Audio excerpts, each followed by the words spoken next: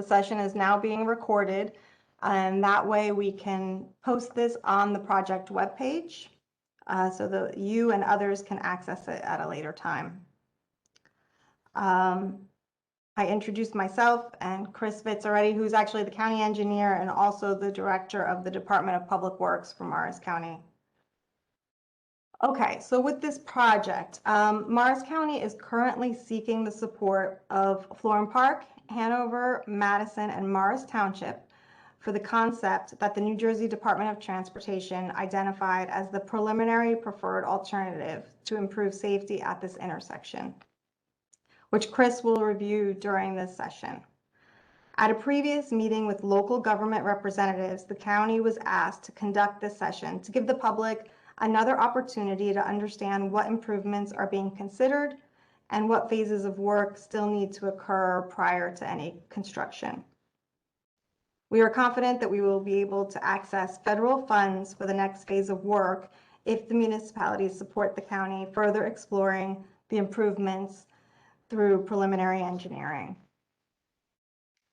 Chris will provide a history, review the preliminary preferred alternative concept, share some revisions that are already being contemplated due to feedback received, and explain what would occur in the next phase of work.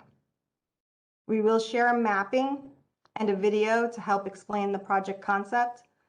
In case you have any technical issues viewing or hearing these references, I have added the project page link to the chat feature of this WebEx. You'll be able to access the preliminary preferred alternative map and video there. Otherwise, I would request that you do not use the chat or the Q&A function, as we will not have the ability to monitor during this meeting. At the conclusion of Chris's presentation, we will open the meeting up for public comment. Once we get to the public comment portion, we will ask participants to raise their hand via the WebEx option. If you are calling into the meeting, you will have to press *3 to raise your hand. I'm going to repeat these instructions when we get to that part. We will call on attendees in the order in which they raise their hand and unmute their microphone. Each participant will have up to 3 minutes to make comments or ask questions. I will let participants know when their time is up and ask them to wrap up. Once participants have completed their comments, they will be muted and Chris or I will respond as needed. Then we will move on to the next participant. We request that commenters lower their hands once they have concluded their comments to help keep us on track. Participants may comment a second time once all of those interested in being heard have done so. I will briefly repeat these instructions at the conclusion of Chris's presentation. Let me share the map and then you can take it away, Chris. Just give me a second. No problem, Dina.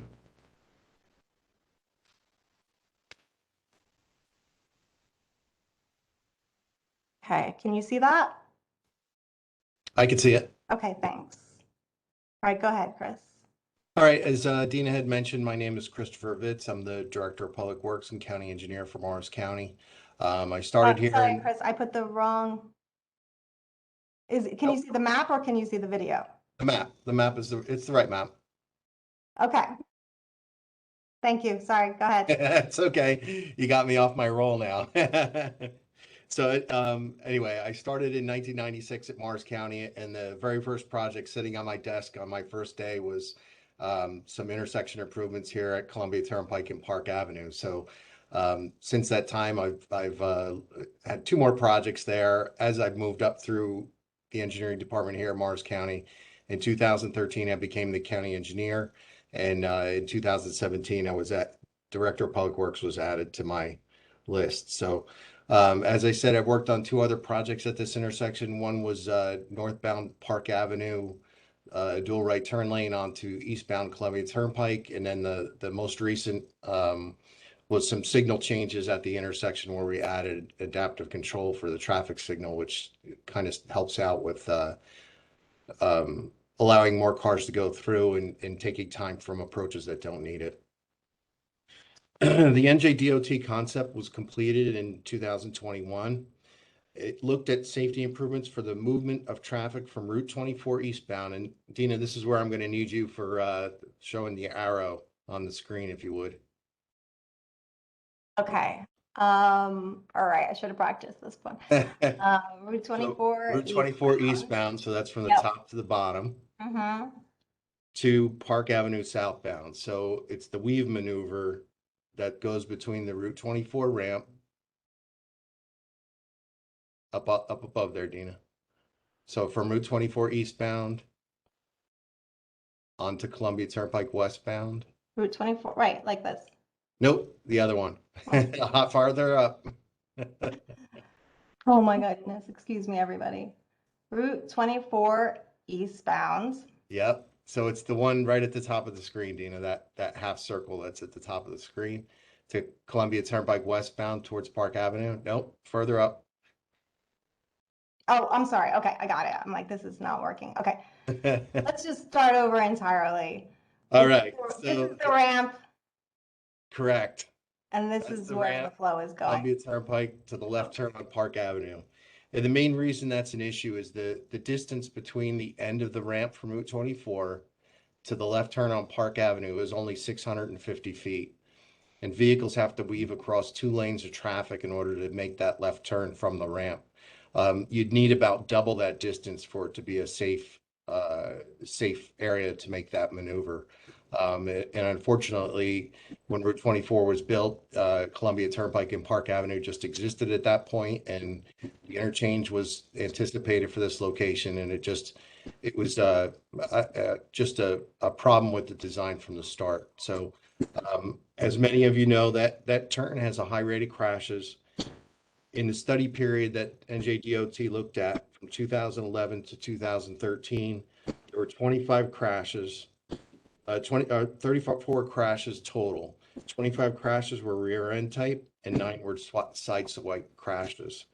So in traffic engineering, typically anything more than 5 crashes in a year of a particular type leads us to a concern that there should be some improvements made to an intersection. So as you can see, 34 in a 3-year period is quite high. It's over 10 per year. And that has us look at the reasons why those crashes are occurring. And again, it's the weaving distance between the ramp and the left turn. So NJDOT was actually, Morris County petitioned NJDOT to take a look at this project because it specifically backed up traffic out onto the main eastbound lanes of Route 24 during the peak hour periods in the morning. So it's usually from about 7 to 9 a.m. In the evening, we had other issues at the intersection, but it's really the 7 to 9 a.m. in the morning that's the major concern for us and for DOT. So DOT did take on this project, and they held several meetings throughout the concept development phase. There was a public officials meeting held on October 23rd, 2017.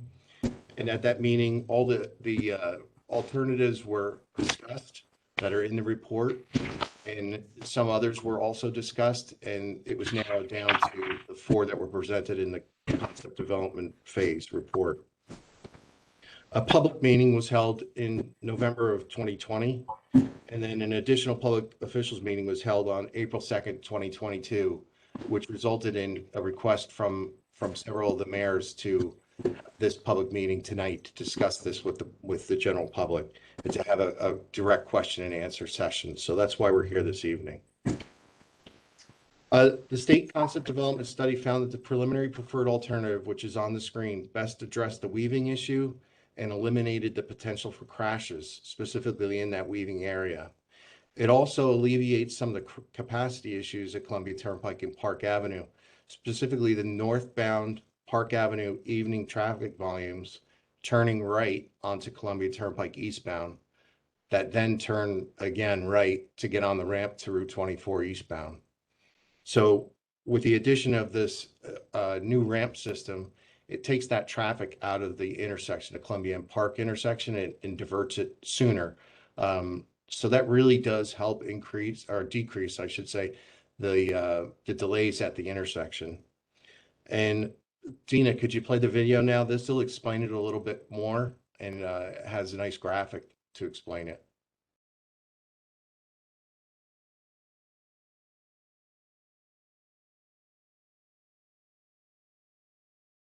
Okay, just give me 1 minute. Yep, after the video, I'll come back and make some additional comments.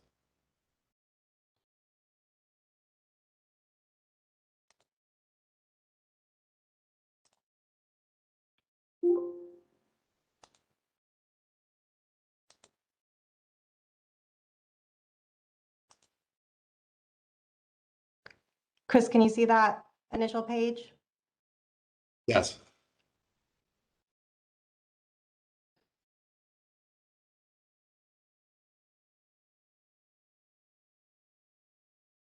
Welcome to the Virtual Public Information Center for the Route 24, Columbia Turnpike, and Park Avenue Interchange project. The New Jersey Department of Transportation, NJDOT, is committed to developing transportation improvements that best balance transportation needs, the environment, community concerns, and costs. This Virtual Public Information Center is being presented to provide residents and businesses with information on the Route 24, Columbia Turnpike, and Park Avenue Interchange Improvements Project, located in Morris Township, the Borough of Florham Park, and Hanover Township in Morris County. This is an aerial view of the project area, showing existing conditions at the interchange and proximity of the Park Avenue and Columbia Turnpike intersection to the Route 24 westbound exit ramp and eastbound entrance ramp. Operational issues at the Park Avenue intersection create congestion issues in the surrounding area. Backups can be attributed to traffic exiting Route 24 eastbound for Columbia Turnpike westbound. Motorists are forced to weave across heavy traffic on Columbia Turnpike westbound to make a left turn onto Park Avenue southbound. There is only 650 feet between the ramp and Park Avenue for drivers to cross over 2 or 3 lanes. It is very difficult to merge with heavy through traffic on Columbia Turnpike. Approximately 900 vehicles from the ramp are making this left turn during the morning peak hour. Weaving is causing accidents, delays at the Columbia Turnpike and Park Avenue signalized intersection, and backups onto Route 24 during the morning peak hours. The intersection operates at close to capacity during both morning and afternoon peak hours. The highest delay at each approach to the intersection for year 2020 traffic is shown in blue. Proposed improvements associated with the preliminary preferred alternative for the project are shown here. NJDOT determined that a new ramp will be constructed to connect Route 24 eastbound to and from Park Avenue at a new signalized T intersection located south of the Columbia Turnpike and Park Avenue intersection.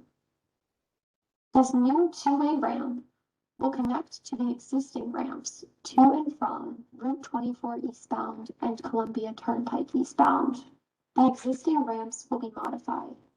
Proposed roadway improvements are shown in yellow, and right-of-way strip takings for roadway widening are shown in red. Land to be acquired for construction of the new ramp is also shown in red, with the proposed stormwater management basin shown in blue. New signing will direct Route 24 eastbound drivers bound for Park Avenue southbound to stay on the highway and take the next exit, Columbia Turnpike eastbound, to access the new ramp to Park Avenue. This will eliminate weaving on Columbia Turnpike westbound and reduce accidents and delays at the Columbia Turnpike and Park Avenue intersection.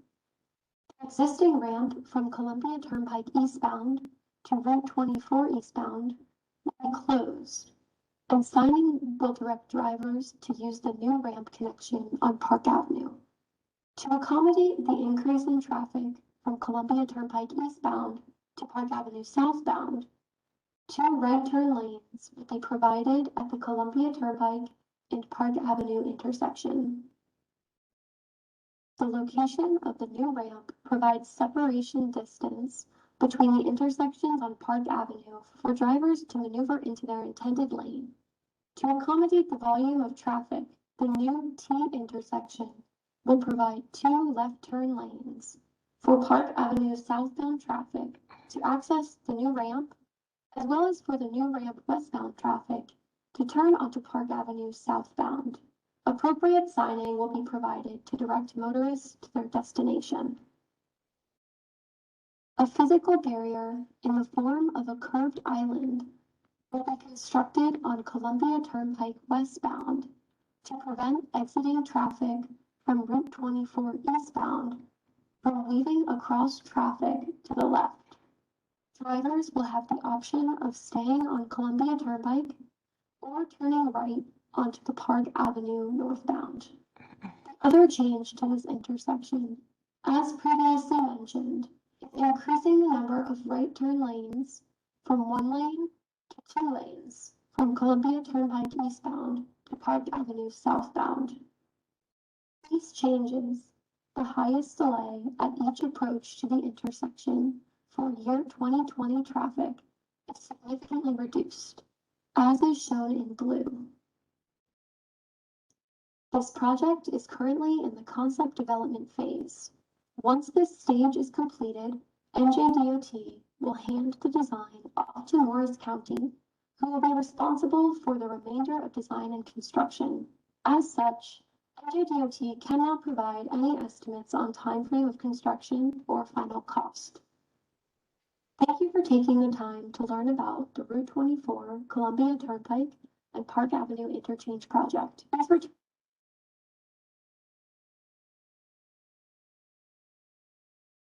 All right, Chris, I'm gonna put the map back up. Yes, please.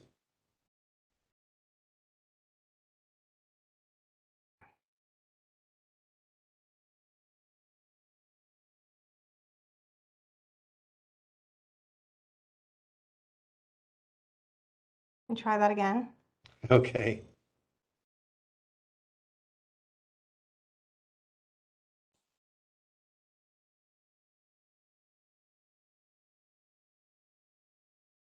I think this is the modified map, Dina, not the No, original. I'm having a little trouble here.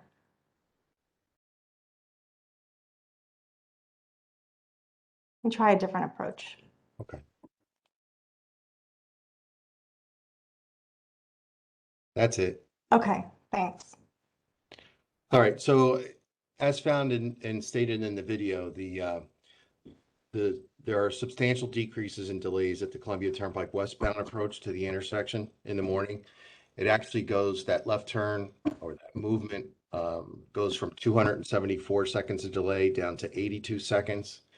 And then because there's less traffic in the intersection, the move from Park Avenue southbound left turn onto Columbia Turnpike actually goes from 418 seconds of delay down to 75 seconds of delay. So you can see by taking that traffic, that weaving maneuver out of the intersection and pushing it down to the new ramps, it significantly decreases delays at the Columbia and Park intersection.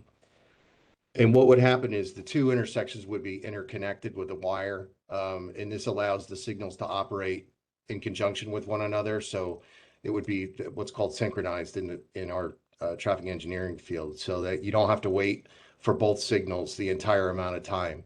They'd be tied together to try and decrease the delays as much as possible. So with those decreases in delays, there's a program that we can use to determine how much pollution is reduced. It's Federal Highway Administration, and it's called the Congestion Mitigation and Air Quality Improvement Traffic Flow Improvements Calculator. So I'm sorry to put that out there, but that's what it is. And it shows a reduction just with this preliminary engineering concept that several kilograms of carbon monoxide would be reduced and several hundred kilograms of carbon dioxide would be reduced each day due to these decreases in delays. So it's very significant reductions in pollution at the intersection with the changes. And I will say that those have to be further vetted once we get into preliminary engineering and final engineering or final design. Again, this is just very preliminary based on the reductions that are shown in this concept report.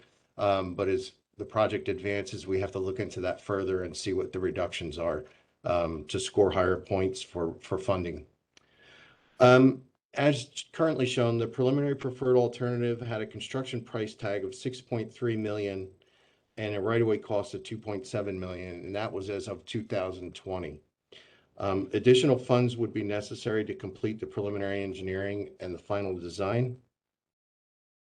And in addition to the right-of-way. So in 2020, the estimated cost in its entirety was $12 million. But due to increases in property values and increased construction costs over the last few years, I believe that number would be closer to $15 to $17 million in 2022. And I don't know how that's going to translate into the future. I just really we don't have a good grasp on prices right now with the way inflation's going. It could increase if inflation comes down. It could decrease or remain the same. So it should be noted that the NJDOT project was to investigate, simply to investigate this preliminary preferred alternative and to come up with this concept. It did not vet the complexity of the design, nor did it address impacts to private properties or nearby residential streets. It also didn't address any environmental issues such as wetlands areas or any streams that may be running through this area. So that investigation actually occurs in the next phase of work, which would be preliminary engineering. And that preliminary engineering starts with more information gathering, including performing the detailed survey work that's necessary to design the project. With what you see on the screen right now, it was simply aerial photographs that were mainly used in some topographic mapping and then some wetlands mapping, but this is not defined as it needs to be. And the preliminary engineering phase would perform that detailed survey. In addition, we'd have to do updated traffic counts. Obviously, the traffic count information was collected before COVID. Probably around 2015, 2016. There were some additional counts done in 2019, but as this progresses through preliminary engineering, additional traffic counts have to be taken. And then also the additional traffic analysis would be done to make sure that we're actually continuing to see the decreases in delays that we have with the concept development. And then in addition to that, preliminary engineering looks at wetlands impacts, the side streets, the parking lot that could be affected, inclusion of sidewalks, bikeways if that's necessary, and then the residential areas that are adjacent to the project now at the Honeywell site that didn't exist when we went through concept development, and then also utility relocations. Some may know or realize that there's some very high pressure gas lines that run through this area. And those would be impacted by this project, and we would try and limit those impacts. But that's one of the main concerns I have with it, is what our impacts will be to utilities, because they do take a long amount of time to relocate those. So also during preliminary engineering, there'll be several meetings. Those are required usually when we have either federal or state funding. And those will occur with elected officials, the municipal professional staff, and the public. So there'll be multiple meetings as we progress through any preliminary engineering. And then when we go to final design, there's additional public meetings that are held. And really during preliminary engineering, we reach out to each individual as we had with the public meeting when we asked for questions and we provided answers. It's this similar format. Hopefully we'll be back to an actual public information center where we can physically meet and speak with everybody and show maps and have people put pen on paper and mark things up for us.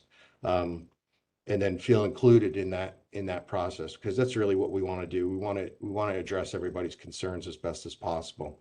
So again, in that phase of the work, the concerns from the residents on Delaware Road, Arrowhead Road, and in Prescott, and then several business owners that have reached out to us, those would all be addressed, and we would try and come up with solutions that are acceptable to everybody.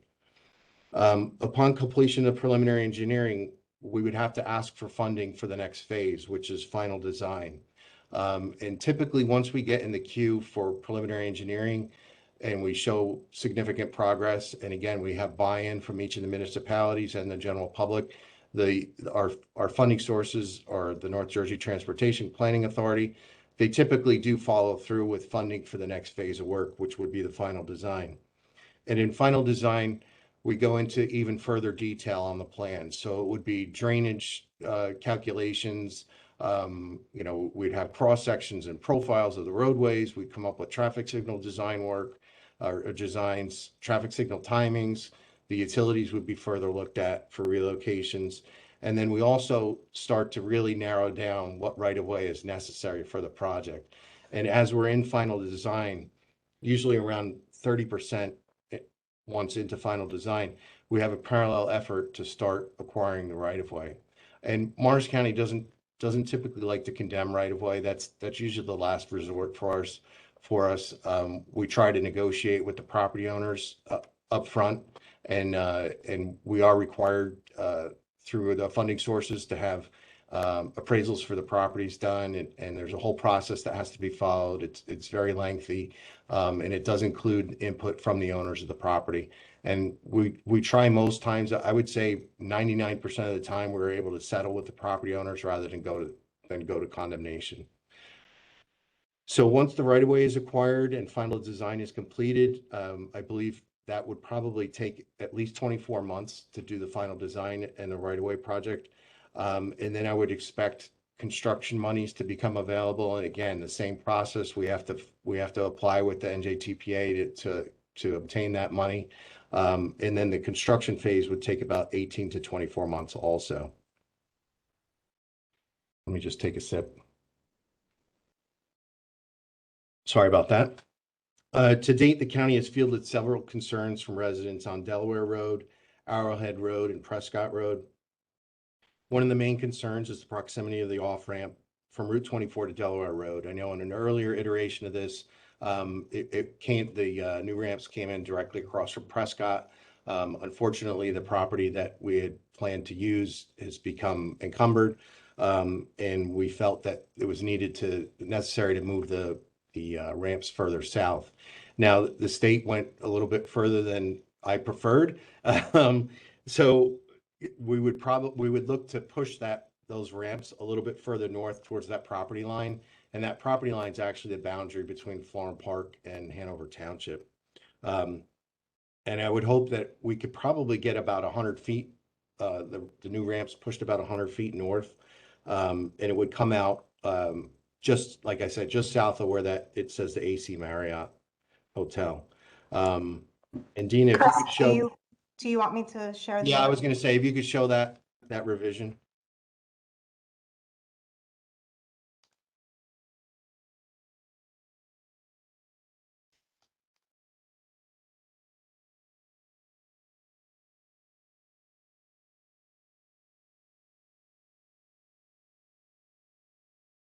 Dina, I don't know if you can zoom in a little bit on that left side of that, so it kind of shows that area. Now you're really testing. I'm really pushing the limits here, aren't I?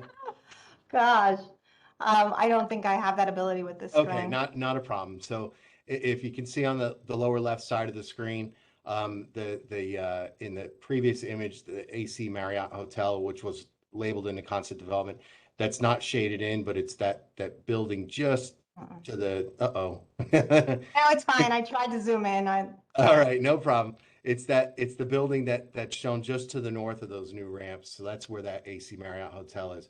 And you can see we pushed the ramps as far north as we could to try and eliminate the amount of parking spaces that are lost from those businesses on the south side. And it also moves that intersection further away from Delaware Road and the Arrowhead Road. It does move it closer to Prescott. But as you can see on that image, the blue, we were actually asked by Morris Township to look at a couple of items in the intersection. And one of them was to actually put an island in the center of Park Avenue so that we would physically eliminate the possibility of making lefts in or out of Prescott Road, which is actually not permitted at this point in time. And then one of the other things Morris Township asked us to look at, and if people took note, the northbound Park Avenue left turn onto Columbia Turnpike westbound, currently there's only one left turn lane, but there's an island in the middle of the road that's just grass. It's a little bit of a raised grass median with some guide rail. We would try and eliminate some of that grass area to create a second left turn lane So there would be a dual left turn lane from northbound Park Avenue onto Columbia Turnpike westbound towards Morristown. And in the concept development report, it stated that that maneuver was still had a very high delay. And this would help reduce that. Again, I haven't run any numbers to be able to determine exactly how much the reduction is, but this is something that can be included in the report. So with that, I'm done with my statements about the intersection. Dina, we can open it up to questions, and I hope to be able to. I'm going to try and write them down and answer them as we go, just so that I'm able to keep track of people's thoughts. Okay. All right. So don't make me point to anything else. I won't. I was struggling with the technology, which made that aspect a lot more difficult. But okay, thanks, Chris. That was great summary, and hopefully it was helpful to the attendees. I thank you all for your attention. I thought it was important to really dig into this all again. As I previously noted, if you would like to make a comment, because we've come to that part, we ask participants to raise their hand via the WebEx option. If you are calling into the meeting, you will have to press *3 to raise your hand. We will call on attendees in the order in which they raise their hand, say their name if provided, and unmute their microphone. Each participant will have up to 3 minutes to make comments or ask questions. I will let participants know when their time is up and ask them to wrap up. Once participants have completed their comments, they will be muted and Chris or I will respond. Then we will move on to the next participant. We request that commenters lower their hand once they have concluded their comments to help us keep track. And you do that the same way you raised your hand, either the WebEx hand or the *3. I will inquire if all that wish to make initial comments have done so, and then if anyone has follow-up, I will let you know when it is okay to raise your hand again. As I requested earlier, please do not use the chat or Q&A sections of the WebEx platform, as they will not be monitored. I couldn't even see them when we were sharing the screens. And we greatly appreciate everyone's adherence to this guidance. Okay, so let me close this part. Okay, I see hands raised. Just get set up here.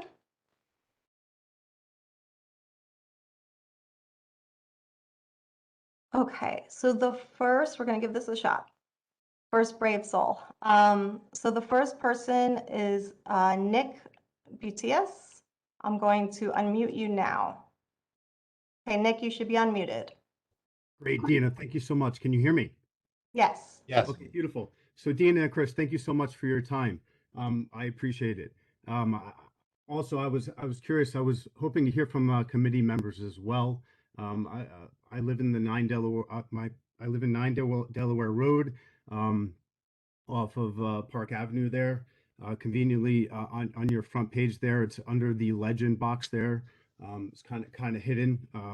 Our neighborhood does feel kind of like it's been forgotten in this process. So again, I just have one comment and one question. I'll keep it brief. Overall, I think we owe a debt of gratitude, and we should show appreciation to the committee and our local leaders for their efforts throughout the years for really fantastic recruitment and retention of world-class companies off of Park Avenue, the likes of BASF, Realogy, Summit Medical, New York Jets, etc. Sincerely, we as residents don't take it for granted and appreciate the company's contribution to the tax base and overall attraction of high-paying jobs. That said, common sense will tell anyone who spends 5 minutes thinking about this traffic issue that the people and cars coming and going to and from these jobs are the source of the traffic. I would propose that since the corporate complex is the source of the problem, that it can also be the solution by leveraging existing infrastructure and placing the ramp at the end of Campus Drive. Again, I'm in the neighborhood that you will eliminate a left-hand turn onto Park Avenue and also undoubtedly will get an increase in traffic. So that's my comment. My question is very, very simple. And this is to the committee, to anyone who'd like to take it. Can you just explain to me in detail just one benefit of this project to the 31 homes in my community. Just one benefit. Thank you for your time.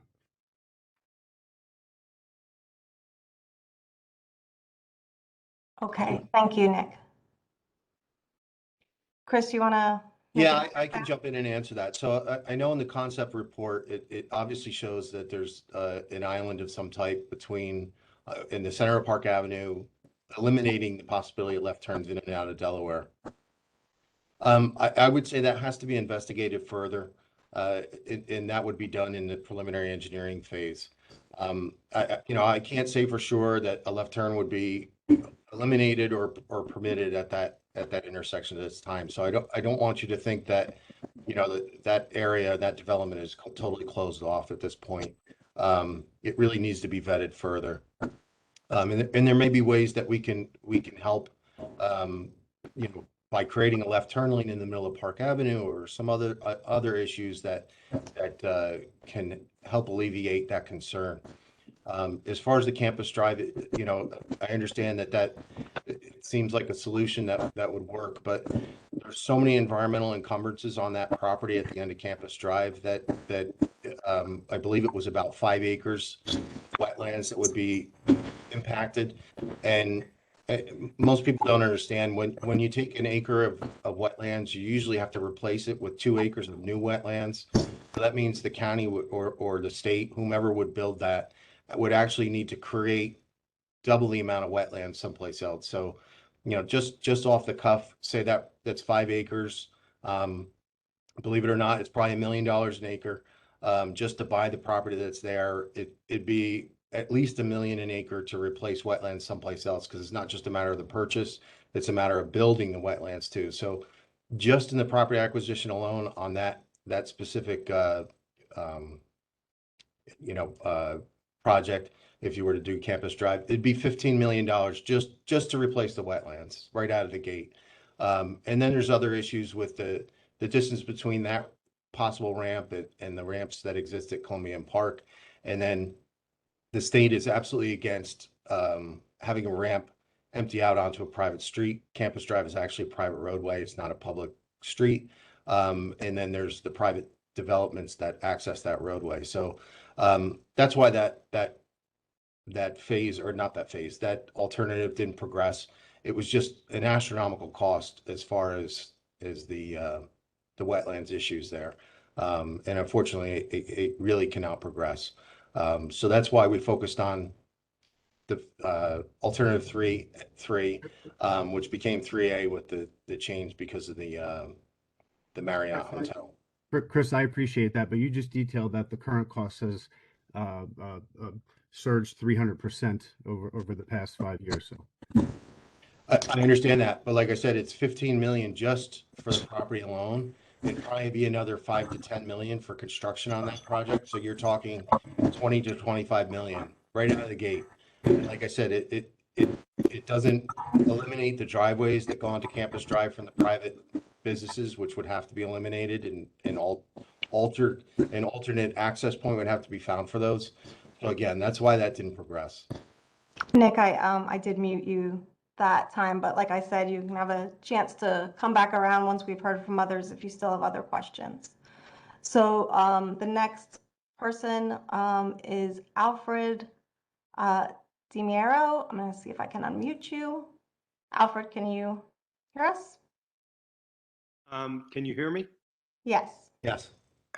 Yeah, I signed in late and didn't realize you weren't taking the written questions. But my question is this: I live in Columbia Park, close to Prescott, and my question is: traffic heading east on Prescott that would make a right on Park Avenue, would that traffic then be able to access the 24 ramp? I would say at this point, I have to. Chris, let me just interject because I don't want to cut people off if they. Alfred, just make all your comments and ask all your questions for this round. Okay. The reason I asked the question, would traffic heading east on Prescott and then turning right on Park Avenue be able to make a left onto the entrance ramp it would, in my view, potentially greatly increase the cut-through traffic from Madison Avenue to Park Avenue. People would say, I don't have to go to Columbia, make a right on Park and then a left. I can just cut through this development on Prescott and get onto 24. That's my question. Just because of the distance, I don't think that would be possible. The distance between Prescott and the new ramp. Again, I'd have to further vet that. There may be some other things that we have to do there in order to really eliminate the possibility of that. I do understand that concern because you could potentially make a right, but you'd have to cross 3 lanes of traffic to get over to that left turn lane, and it's only within 100 or 150 feet, I'd say, that you'd have to cross that many lanes. And we would try and again, eliminate the possibility of that. And I'm not exactly sure how to do that. So that's one of the things that would have to be looked at in preliminary engineering. Thanks, Chris. Okay, the next person up is Bruce Harris, and I think the other people have been doing it, but it would be great if you could make sure I have your name right and also provide your address as well if you're willing. Okay. Hi, great presentation, very interesting design work here. I'm Bruce Harris from Chatham Borough, and I think I know the answer to this question, but I'm going to ask anyway. Some have this idea that one of the reasons the traffic on Route 124, Main Street, Chatham, and Madison is bad is because of the delays at the Columbia Turnpike Park Avenue intersection. So these improvements will decrease holding times. Do you have any idea what the impact could be, if any, on Route 124 traffic? I don't have that information. To be honest, it's pretty far away. I don't see a significant change in traffic patterns due to these changes at the interchange itself in Chatham. Everybody uses 124, and by the time you get to Chatham, you have the alternative to go a little further east and get on 24 there. So I don't really see any impact to Chatham directly from this. Okay, thank you. The next person is Peter Nicholas.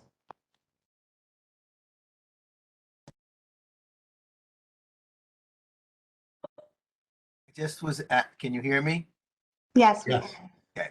I apologize. I did input this into the chat, but partly so I could remember what the question was that I was going to ask.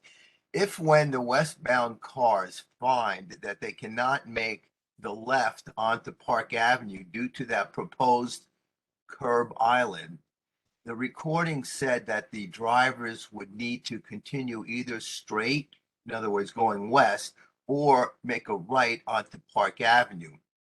So after they go a minute or two, what will those drivers do? Surely it's not expected that they're going to try to find a driveway in which they can turn around or make a U-turn or something. So there must be a plan for those people that make the mistake. So many people are used to coming around that bend that when they find, oh, there's an island in the middle, I can't make my left-hand turn, I'll have to keep going straight. What's the proposal for how they can get back to where they were going? Thank you. So I would try and lessen the possibility of that occurring through education. And, one of the things that we would do is put variable message signs out before the changes take place and leave those up after those changes take place. Additionally, the signage throughout the whole interchange on Route 24 and at the Columbia Park intersection has to change in order to make people aware of that issue. If they do go beyond the intersection, they do inadvertently get off at the wrong exit, they're going to continue straight. They could very well turn around in a driveway or on a side street. I'm just not sure how most people are using some kind of GPS system right now, how that would send them. It may send them over to Normandy or some other route to get around that. So I don't have a great answer for that other than we were trying to educate the roadway users before and just after we make the changes to the interchange. Thanks, Chris. I would ask that the people that have already spoken the first time around, if they could lower their hands, That would be very helpful. The next person up is Anthony Delapelle. Good evening. Are you able to hear me? Yes. Yes. Thank you. Anthony Delapelle. I am an attorney. My firm is McCurdy, Riskin, Olson, and Delapelle. And my client owns the Park Place office complex, which is at 200 to 230 Park Avenue. We submitted a letter to Mr. Vitz yesterday. I just wanted to make sure that that was received. I don't need to go into all the detail that's in the letter tonight in the interest of time. But I did want to just highlight a couple of items for the Sure. purposes of the record, if that would be okay. My client has, I believe, the only significant right-of-way acquisition on the preliminary preferred alternative that's been shown to you tonight. And the taking that would be required on its property is almost 4 acres of its property, which consists of a multi-building office complex, a Class A office complex with about 350,000 square feet of offices. From what we can see, I hadn't seen the new proposed plan that you showed us until this evening, but from what we can see from the preliminary plan that was available for this evening, the proposed location of the new ramp onto Route 24 would eliminate about 250 of the parking spaces on my client's property. And that represents about 20% of all the parking for that property. Based upon the way that the zoning works in Florham Park, the existing conditions at the property already have a shortfall of parking. They are what we would refer to as pre-existing non-conforming conditions. So the acquisition of over 250 parking spaces, it may be more, is going to seriously impact this property. And from our calculations, if the project moved forward the way that it's designed in the preliminary plan, it would require us to essentially forfeit the right to use about 60,000 square feet of office space unless a parking structure or garage could be built. Either of those is a multi-million-dollar alternative. I heard you indicate that there was a preliminary right-of-way cost of $2.7 million. I hadn't seen that anywhere in the earlier materials. I might have missed it. But our preliminary indications, just for my client's property alone, the right-of-way acquisition cost would be multiples of that, just for what I've described. So I would ask that as this moves forward, that the county consider the impacts to my client's property, which don't appear to have been considered by the Department of Transportation in its preliminary materials. We obviously have a lot of businesses that are in place with tenancies in those office buildings. They've come through the COVID pandemic very well and now are repopulating their offices, needing the parking. The last thing we need is to disrupt them more and to have them not have a place to park, which is what will happen if this goes forward. And while we don't want it to happen at all and would ask that the other alternatives be considered to move the ramp off of my client's property entirely, I would ask that you consider two specific things as a result of this discussion this evening. One is, to the extent it could be moved off the property entirely, that would be our first preference. But if it can, at least relocate it away from the buildings as much as possible to preserve as many parking spaces as possible. That will mitigate the cost of acquisition and the damage to my client's property. The damage is ongoing and will exist forever, whatever that is, and the damages that they would be entitled to as a result of this acquisition would have to reflect a diminished value for the entire office complex, not just the parking spaces. So that's the first request. The second request is that whatever's going to happen, I understand a lot of this is out of the county's hands. We would ask that it happen and that the plans be developed as quickly as possible so that we can come to grips with this, because we do have tenants who are renewing leases, who are going to be able to see this, and that will impact their decisions and could cause vacancies unnecessarily. So the longer that the delay exists on the planning of this project, the worse it is for my client and its property. And like you, Chris, I probably have been around this project since the 90s with respect to other property owners, and even worked on the ramps that exist from Route 24 into Columbia Turnpike in the 80s and 90s. So I know a lot about it. I remember the history quite well. It's been in the making for a lot of years, and I understand that there are a lot of moving parts here, but it's not good for anybody to delay this. What I think everyone needs is there needs to be some certainty. There needs to be an open mind as to what's being planned so that everyone can understand what the impacts are and the consequences of that are. I do believe that the estimates that you've provided, I know that they didn't come from you, but I believe the estimates I provided need are, you to wrap up, please. I am, I'm just about there, that they Okay. are way off base and not current, and that's what we would ask you to consider, and we offer our cooperation to work with you to provide whatever information you need so you can fully consider all these facts. Thank you. Thank you, Mr. Delpel. I will say we did get your letter. As you said, it was sent to us yesterday. So I need to further refine that change that I had shown the last slide, actually, that we had shown to determine the exact number of parking spaces that might be taken.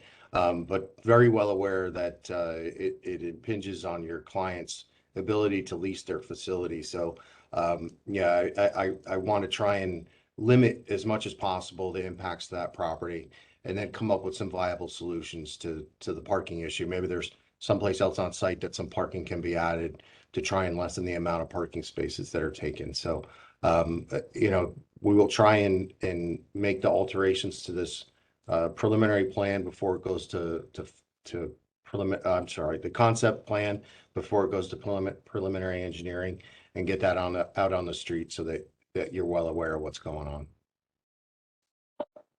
Okay, thanks, Chris. Again, if people could put their hands down when they're done, that would Dina, be can I great. add one thing to that?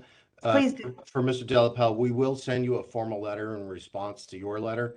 That's what I'm sorry to interject that, Dina, but we will send you a letter specifically addressing each of the concerns that you brought up in the letter.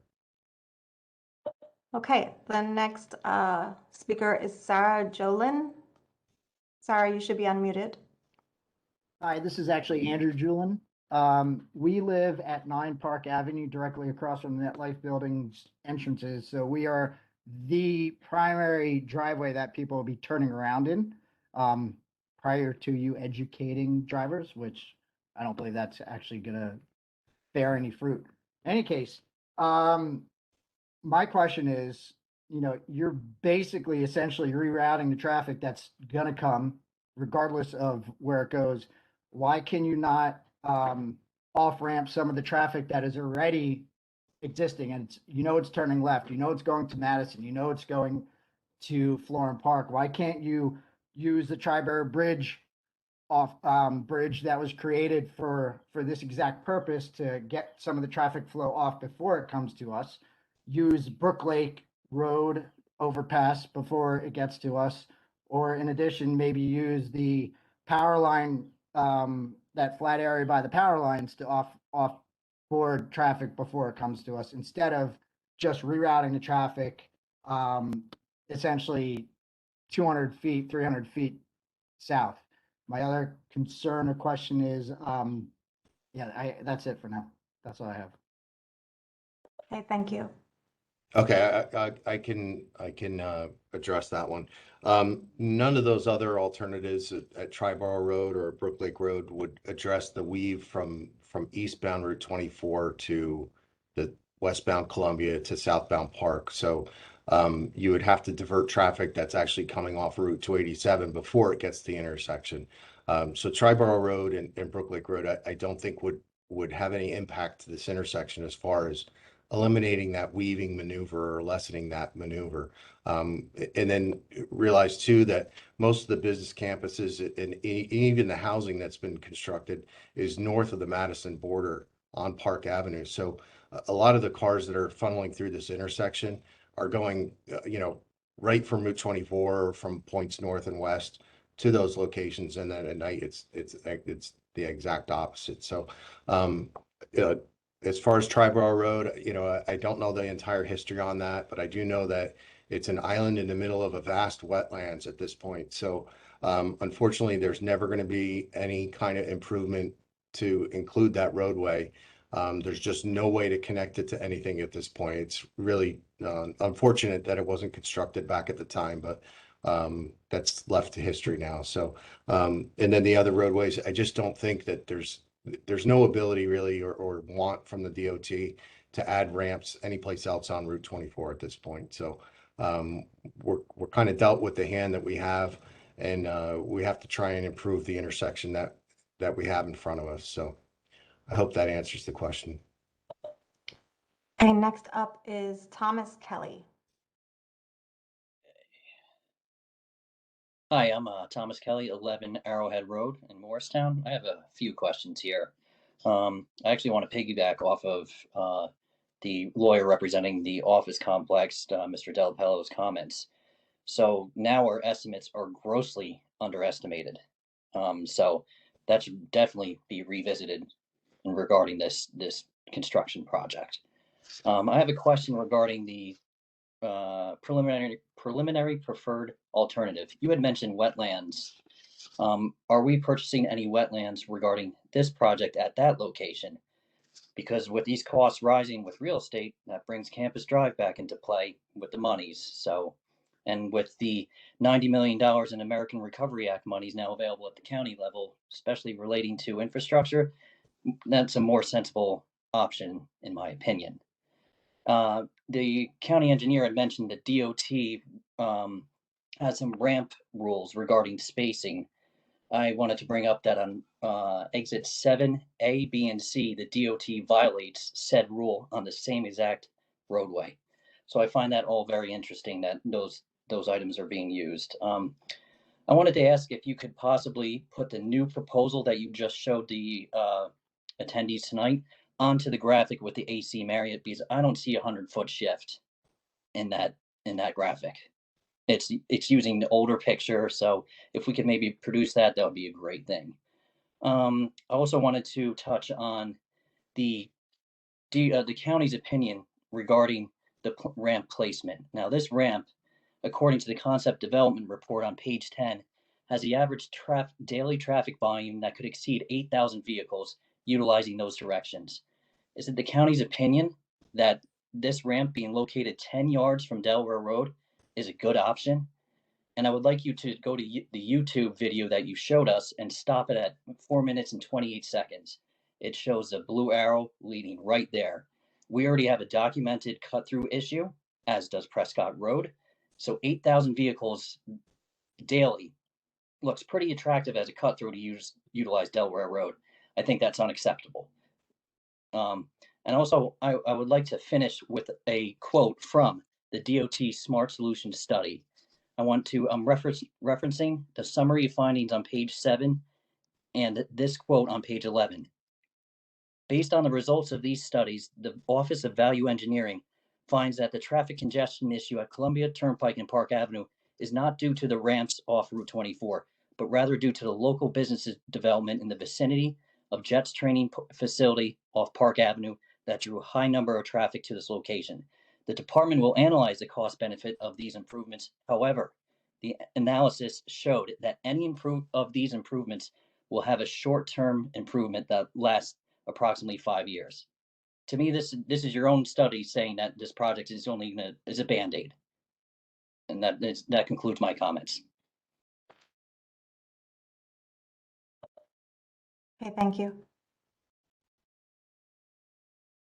Okay, so there was 6 questions, I think, in there. So let me go through each one of them. About the estimate, the construction estimate. Again, estimates right now are that the construction prices are wildly changing from day to day.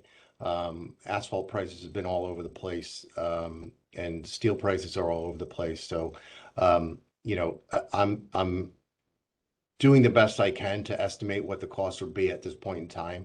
I can't estimate what it's going to be in 2 years from now. It's just impossible at this point to zero in on a specific number. Understandably, the right-of-way costs could go up, but those right-of-way costs are going to go up if it's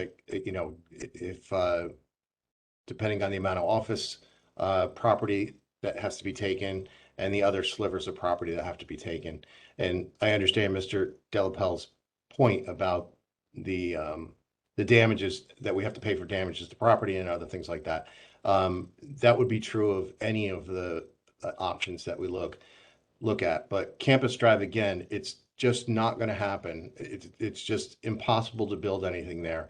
As I said, it's not just the costs.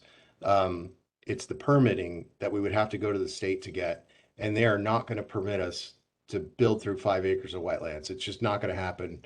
Um, I can tell you from the years that I've been here, it's very difficult to get any kind of permitting to fill in wetlands and then to try and replace it someplace else. It's just, it really is a non-starter. And you know, I understand it looks great on paper.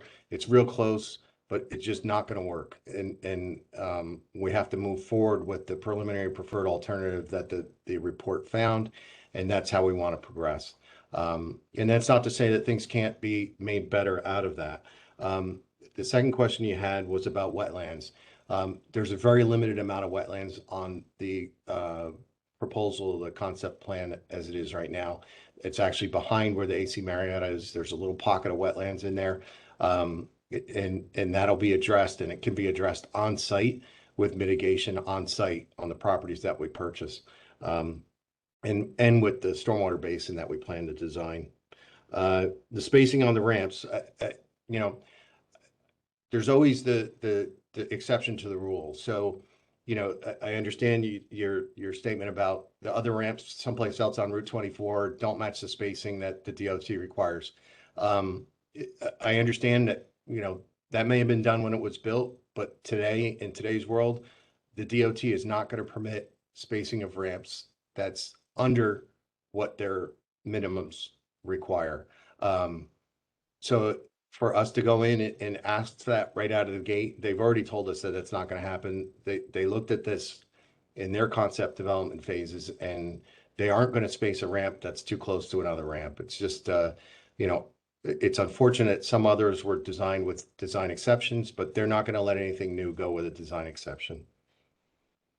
The AC Marriott on the new graphic, we can definitely put that on the new graphic, and we'll have that done and posted on our accounting website. Dina had shown where that is in the chat, and I should have that up by Friday, I'll say. We can have it on there with the graphic, if not sooner. So I have to get my design engineer to draft that. So I'm just writing that down. The ramp placement with 8,000 vehicles per day and the cut through traffic. Again, I have to defer to the preliminary engineering. We'd have to look to see how much cut through traffic there actually is on Delaware and on Prescott. I just don't have those numbers at this point. And you know, it could be 2 cars a day, or it could be 10 cars a day that you're getting right now. I really don't know.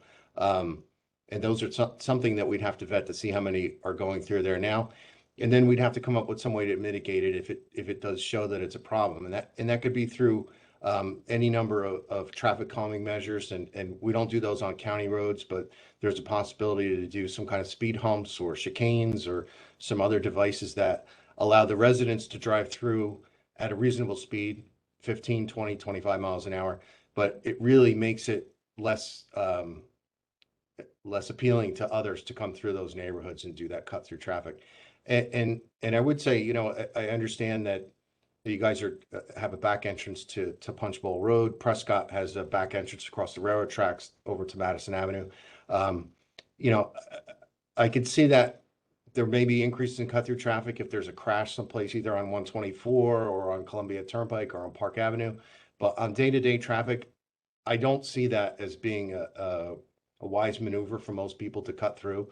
But a lot of people just type into Waze or type into one of the other programs, you know, get me from point A to point B. And those programs do send you sometimes down local little residential streets. So, you know, like I said, the best we can do is in preliminary engineering, look to try and mitigate any possibility of cut through traffic. And that could be through those measures, the traffic calming measures. And then finally, about the smart solution statement in the report with a 5-year lifespan of the improvements. We actually are required to look out 20 years on any improvements. And again, during preliminary engineering, that would be what we would do. We would look to see how these improvements live throughout a 20-year period, and we would be able to better explain that in there. I would say, you know, the way the DOT report is laid out, we have the concept development that they look at, and they look at improvements specifically for that weaving maneuver to try and increase the safety there. But the Smart Solutions Group is kind of a separate entity from regular DOT, I'll say. And Smart Solutions comes up with some brainstorming ideas. And some of their ideas I could see probably only have a 5-year lifespan, but I'd have to look further into that quote in order to directly address if they were speaking about the preliminary preferred alternative or if they were speaking about a different alternative. I think I got through all of them. I think so. Thank you, Chris. The next person up is T. Smith. Hello, excuse me, got me? Yes. Hello. Hi, my name is Terrence Smith. I live in Liberty Greens off Punch Bowl Road. And I have 3 or 4 questions. The first, I may have come in a little late, but my first question is, how do I get from the 24 West off-ramp to Liberty Greens with the proposal? Number 2 is, are the proposals now considering the proposed residential development that is supposed to go forward at the corner of Park Avenue and Punch Bowl? There are 2 properties that are under residential consideration that are being, I guess, sold by St. E's. Number 3 is, if I heard correctly, and the current proposal is relying on some traffic information from 2015, the traffic realities of the Park Avenue, Punch Bowl, Old Turnpike, Punch Bowl, Madison Avenue have changed so much in the past 5 years that I think that any conclusion drawn from 2015 data is invalid from the outset.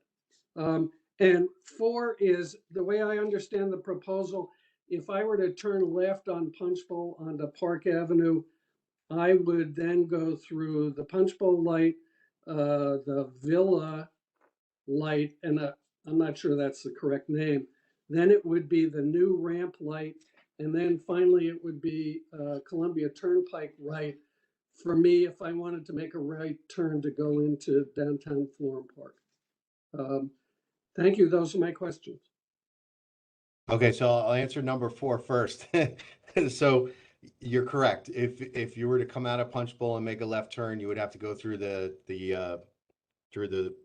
different lights. I think it's 200 Park Avenue, and then the new light at the new intersection, and then at the Columbia and Park intersection to make the right to go to Florham Park.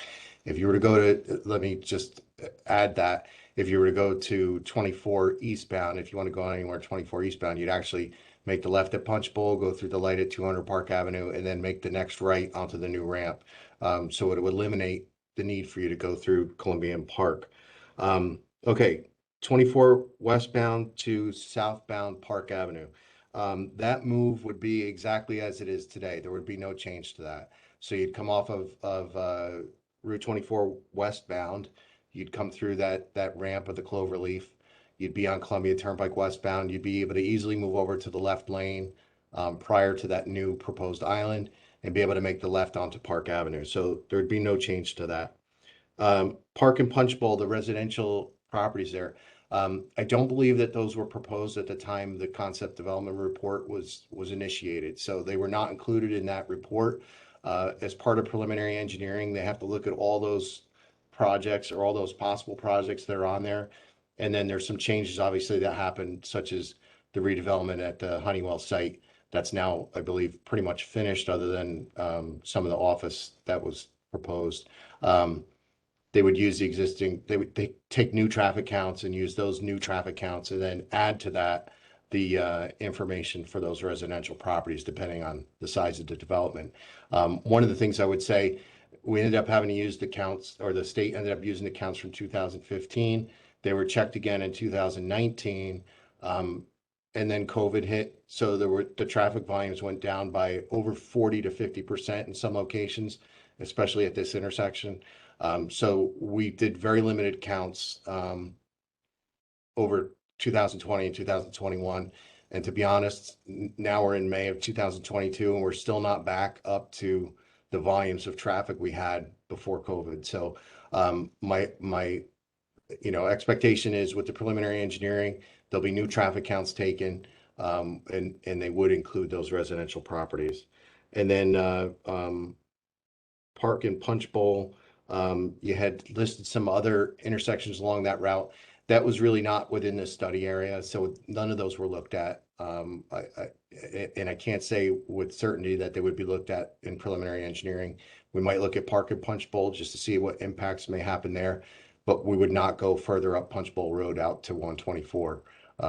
So I think that answers that gentleman's questions. Thank you, Chris. The next person is Paul D'Antonio. Thank you. I live in Morris Township, close to the Madison Hotel. So I'm not directly affected to the extent that the folks on Delaware are. I have a question with respect to Table 1 and the average daily traffic, where it laid out everything and the particular the vehicles.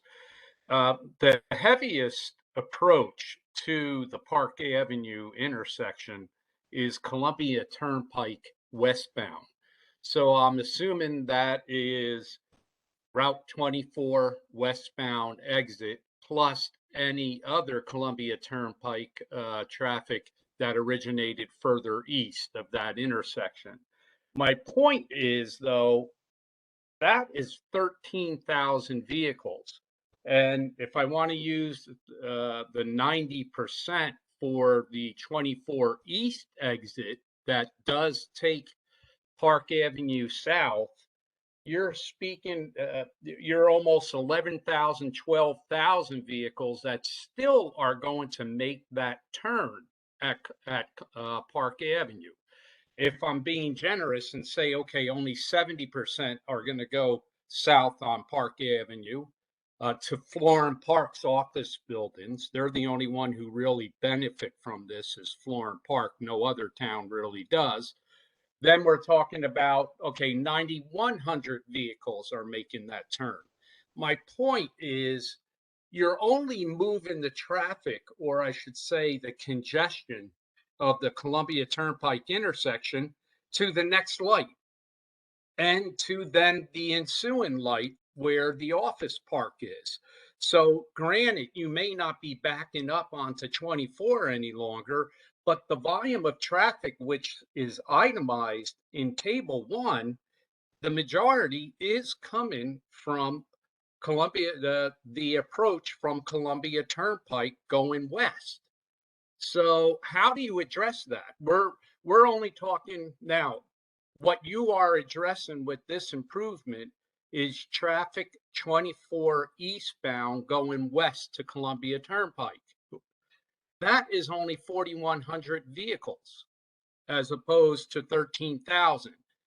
So what we're addressing is 4,100 vehicles and 90% of those, and we're not doing anything about the large volume that still is going to be making that turn at Park Avenue. So again, my point is you're moving the traffic just further down to the next light, and you're still going to have traffic. And I also disagree with how the time delay, the delay is going to be shortened to that great extent if, again, the majority of the traffic is coming from further eastbound on Columbia Turnpike. One other Mr. D'Antonio, if you can wrap up, please. Yeah, Brook Lake Road had a ramp that was originally built in the plan. Florham Park kiboshed that ability to put an exit there when Route 24 was originally extended. The reason was because the ramp ended at residential zone. So why should Morris Township be treated any differently than Florham Park was 20 years ago with kid gloves? That was the same incident, same occurrence. And you could see that there's a perfect ramp that is designed on Route 24 at that point. So that's all. All right, thank you. So I can address what's in Table 1, and I'll try to do the best that I can to try and explain it. So table one explains that the average daily traffic, so that's the entirety of the whole day, is 13,000 vehicles westbound on Columbia Turnpike. That's the total of all those approaches. So that means that's the ramp off of Route 24 westbound to Columbia Turnpike westbound. I'm sorry, yes, the volume that's on Columbia Turnpike westbound out of Florham Park, and also the volume that's in question here with the weaving eastbound Route 24 on the off ramp to Columbia Turnpike and making that left turn. So what should be noted is the volume from the ramp that crosses over the 2 lanes of traffic to make the left on Park Avenue. It's not shown in that graphic in table one, but it's elsewhere in the report. It's about 900 vehicles in the peak hour. So that's what we're really looking at, is those 900 vehicles to try and take them out of the intersection for making that weaving maneuver across the 2 lanes to make the left. So the change in the ramps would actually just remove 900 vehicles from that approach. Again, later in the report, it explains how many are actually making a left and how many are going through, how many are making right turns at the intersection. I don't have that in front of me, and you know, I don't want to take the time to go through it because it is 500 pages of report. But that's a question I could answer later on and post it online as the exact volume that's making those turns. As far as the ramps to Brook Lake, or the interchange that have been proposed to Brook Lake, it's very much before 20 years ago. I've been at the county for 25 years. I know Route 24 was built, I think completed late 80s, early 90s. So, you know, we're talking 30 years ago at this point. And again, DOT is not interested in building any new ramps onto or off of Route 24. So I understand there may have been some past history there, but we're not looking at that past history. We're looking at the problem today and trying to move forward with a solution that's specific to this intersection. So we can go on to the next Thank you, question. Chris. You're welcome. I know that Susan Saucelli was not able to raise her hand, so I'm going to unmute her. Susan, can you hear me? Can you hear me now? Yes. Yes. Okay, thank you very much. I have just a few quick ones, nothing major. And I guess everybody's just going through the questions and then you'll answer them all at the end. I understand that you're going to be putting in a barrier so that you don't get that weaving going across. Is it possible during the preliminary engineering to not to try to shorten that barrier a little bit and give back the fast lane to Columbia Turnpike westbound? There's that bottleneck that happens when you come out of Florham Park. You get that bottleneck as you're going under the bridge because it becomes 2 lanes to go left and only 1 lane to go straight. And then it opens up when you get up to the intersection. I think that bottleneck there is also a safety hazard because you've got people at the same time coming off of eastbound 24 and curling around at that same time. So that's a little bit of a hazard there. So if you could give back the fast lane of Columbia at that point westbound, so you have 2 through lanes consistently, I think that would be one good idea. And another one would be, I know you said you're going to be looking at the lights at and synchronizing the lights. But right now at Park Avenue, AM rush going southbound Park Avenue and PM rush going northbound Park Avenue are a mess. In the morning, if you've got a school bus in front of you going southbound on Park Ave, you're toast. You can only get like 4 or 5 cars through. And I think you need to make sure with this new traffic study that you take into account the rush hour times, not just between what happens between 10 and 4. It's the major rush hour times. And that's volume coming out of an area you haven't really thought of yet. That's volume coming out of, Hanover, coming off of Route 10. That's not going to change. That volume's not going to change. That's going to be there still. So I think you need to consider that. And the last thing I wanted to mention, and this is a big one, I think, for preliminary engineering when you're talking about wetlands. Please remember that there is what they call the buried valley aquifer that is sitting under right now Highway 24. 24 runs smack dab through it, and that's where SMCMUA gets their water from that pumping station from Blackbrook. It's right underneath there, and I know that they made arrangements for draining the stormwater off of 24 so it doesn't go into our drinking water. But I want to make sure that this new interchange has got the same stormwater management and the same precautions so that none of this oil and stuff gets into that buried water aquifer. Thank you. Thank you, Susan. Okay, I can, I'll go through those. So, Susan, you had a great idea about westbound Columbia Turnpike, widening that back out to 2 lanes. I will say that that was narrowed up to 1 lane because of this weaving issue and the amount of crashes we had there. We worked with Hanover and Florham Park to actually change the striping in that area to narrow it up. With a barrier, a concrete island that would be placed in Columbia Turnpike, we would probably be able to make that 2 through lanes again. So you do have 2 westbound lanes continuously through the intersection. So thank you for making that point, because that's very important to include in this preliminary engineering. The signal at Park Avenue during the AM and PM rush, specifically Park Avenue traffic southbound, relative to a bus, if it's a school bus and it's stopping at every intersection, there's not much I can do about that, unfortunately. But I will say that because of this amount of traffic, that 900 vehicles of weaving from the ramp to Columbia Turnpike westbound, and then the new ramps, the DOT's preliminary report showed that the delay southbound on the left turn from Park Avenue southbound to Columbia Turnpike eastbound goes from 418 seconds today to 75 seconds in the as-built. One of the other things that I know at the intersection is the island on the northern side of the intersection on Park Avenue.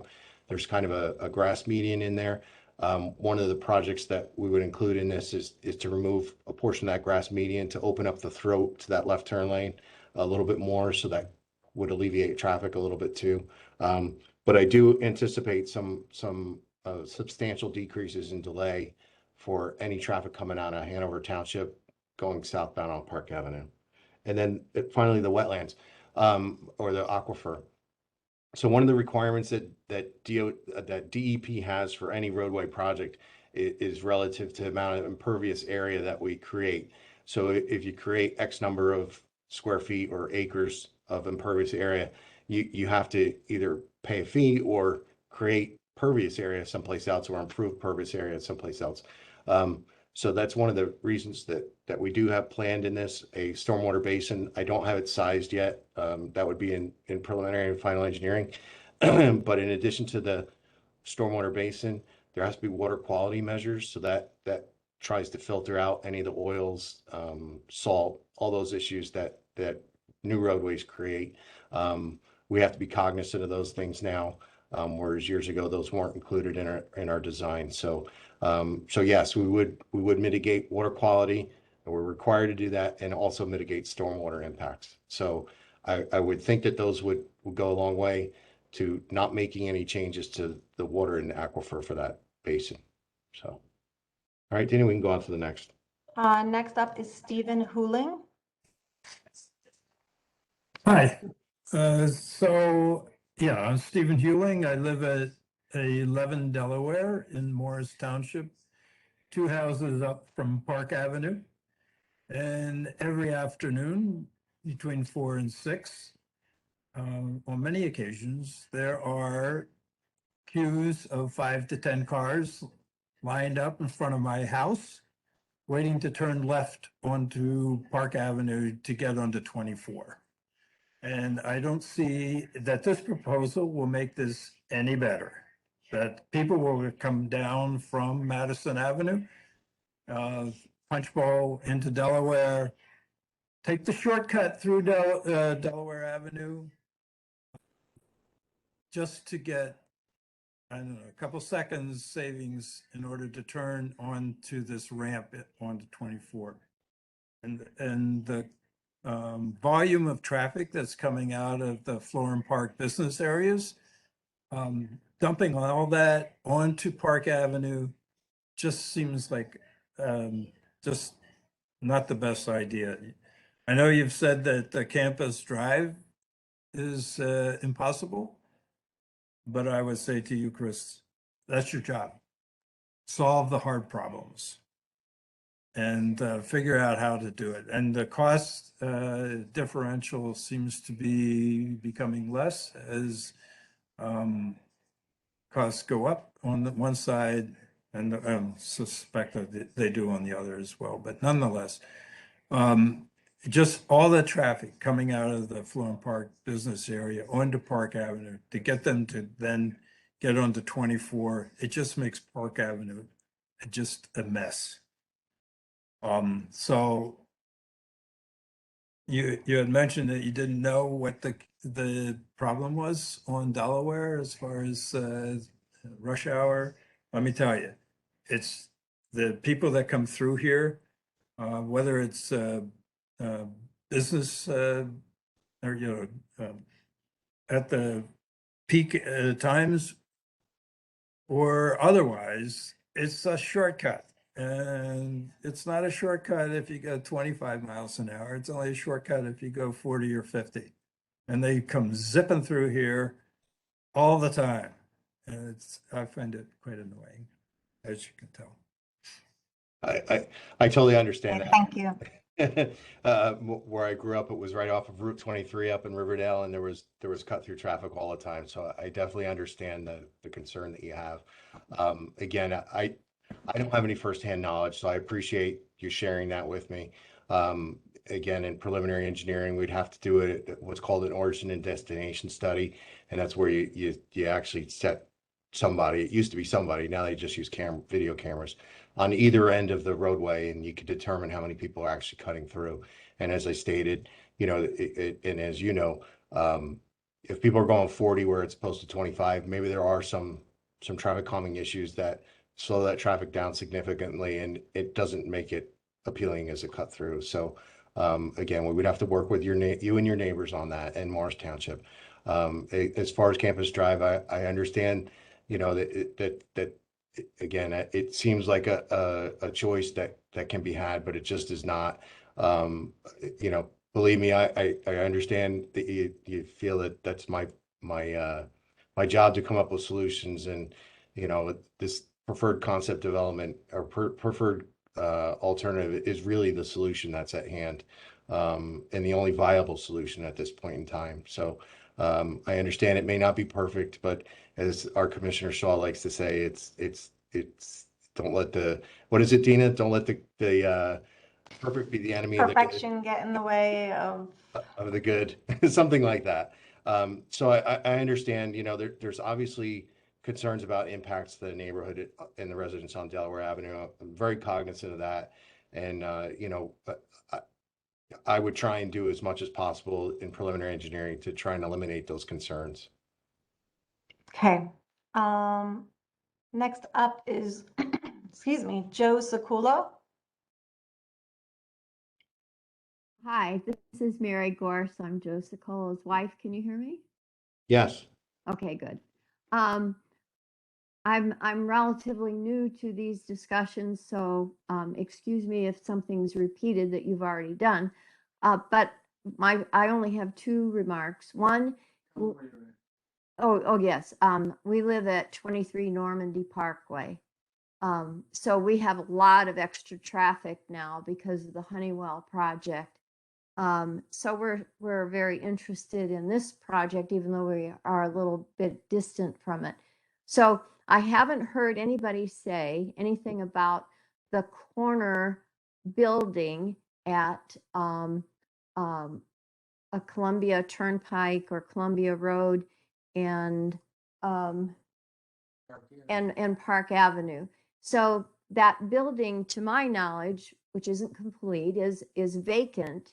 And I was wondering if there's any chance of taking that off ramp from 24 and bringing it across that building area, which is vacant, and having it come onto Park Avenue there, which, we're talking about going the other direction rather than trying to squeeze it in where all these families have people cutting through and all of that business. So I'd like you to address if that is anything that could be done, if since the building appears to me to be vacant. So that's question number one. Then the second thing is really a comment. And you have addressed it, Christopher, but I want to add my 2 cents. It's my understanding, and I wasn't here, when 24 was built, that there were objections from Florham Park, Madison, and all the other communities that are along there that they did not want an off-ramp. And so the only off-ramp that was done was at Columbia Road for Morris Township. And so I think it's unfair not to consider redoing some of the stuff that was done years ago, which unfairly put a huge amount of traffic here and none in other places. And I believe that if they had off ramps at those other communities, that would clear up some congestion on their streets too. So it isn't acceptable to me to say, well, that was the past and we can't undo it. I think it should be addressed. And I know that, Christopher, you did talk about it and said it can't be done, but I really think that you should take another look at that. And because I think it's a clearer solution that anything about this moved on ramp and stuff like that, I really think is horrible. And I think it's particularly horrible for those people that live down there, and talk about all the cut throughs. And so now I'm done. Thank you.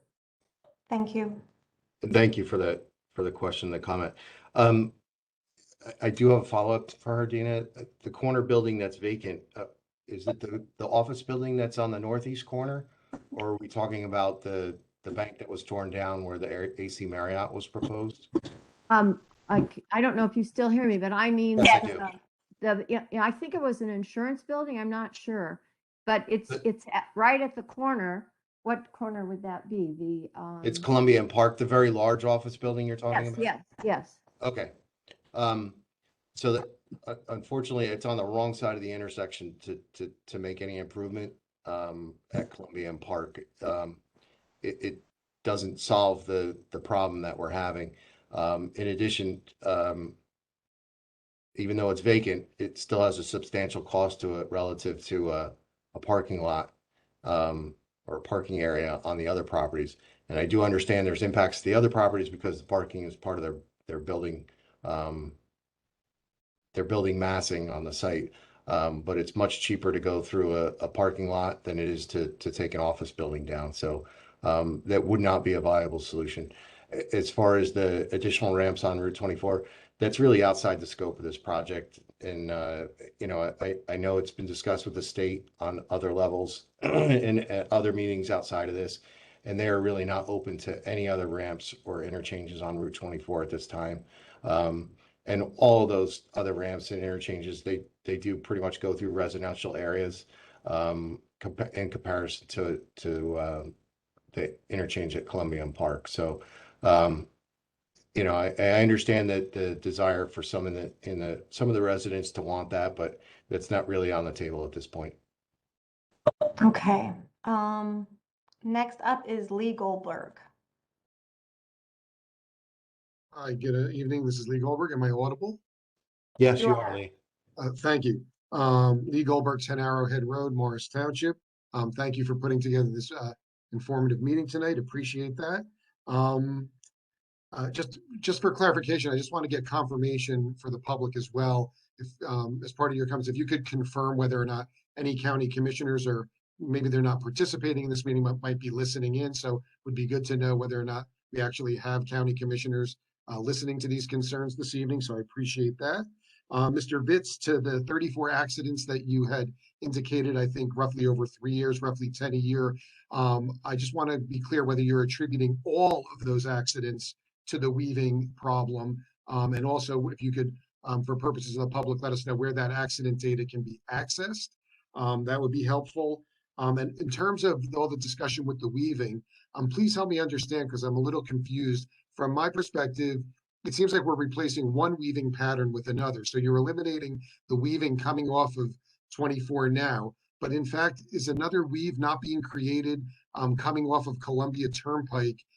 If you're heading eastbound on Columbia Turnpike and make that right onto Park Avenue, those people that then want to access the ramp, wouldn't they then have to weave over lanes of traffic to make that left? And the distances, I think that you cited from the eastbound exit to the current weave pattern was 645 feet. Would be interested to know how many feet that is from Columbia Turnpike to where that proposed signal would be. I think it's a lot less than 645 feet. So if you could just speak to the replacing one weave with another.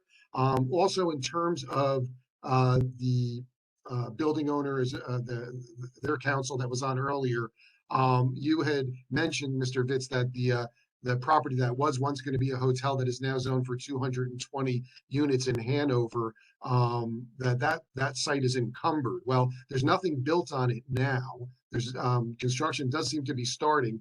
You did seem to indicate a preference to have the ramp as far north as possible. Why wouldn't the exploration of taking what was originally intended to be the site of the ramp be entertained in terms of obtaining that piece of property versus an existing parking lot and causing damages to that other property owner? So I don't know how that decision gets made of eminent domain or claiming right of way over one property or another, when clearly the further north is the preferred sort of plan where the original ramp was supposed to be. So I don't know who gets to make that point of determination. Any insight you could provide on that would be helpful. You had also mentioned that at this point with this preferred concept plan, this isn't the point where we're looking at complexity of the project, that would then become in the preliminary design phase. I just want to know, in your professional opinion, and or in your experience, have you ever gone to a project or worked on a project of this scope and size where it sort of fell apart in the preliminary design phase and the project just evaporated? Or once you get to the preliminary design phase, you alluded to the funding that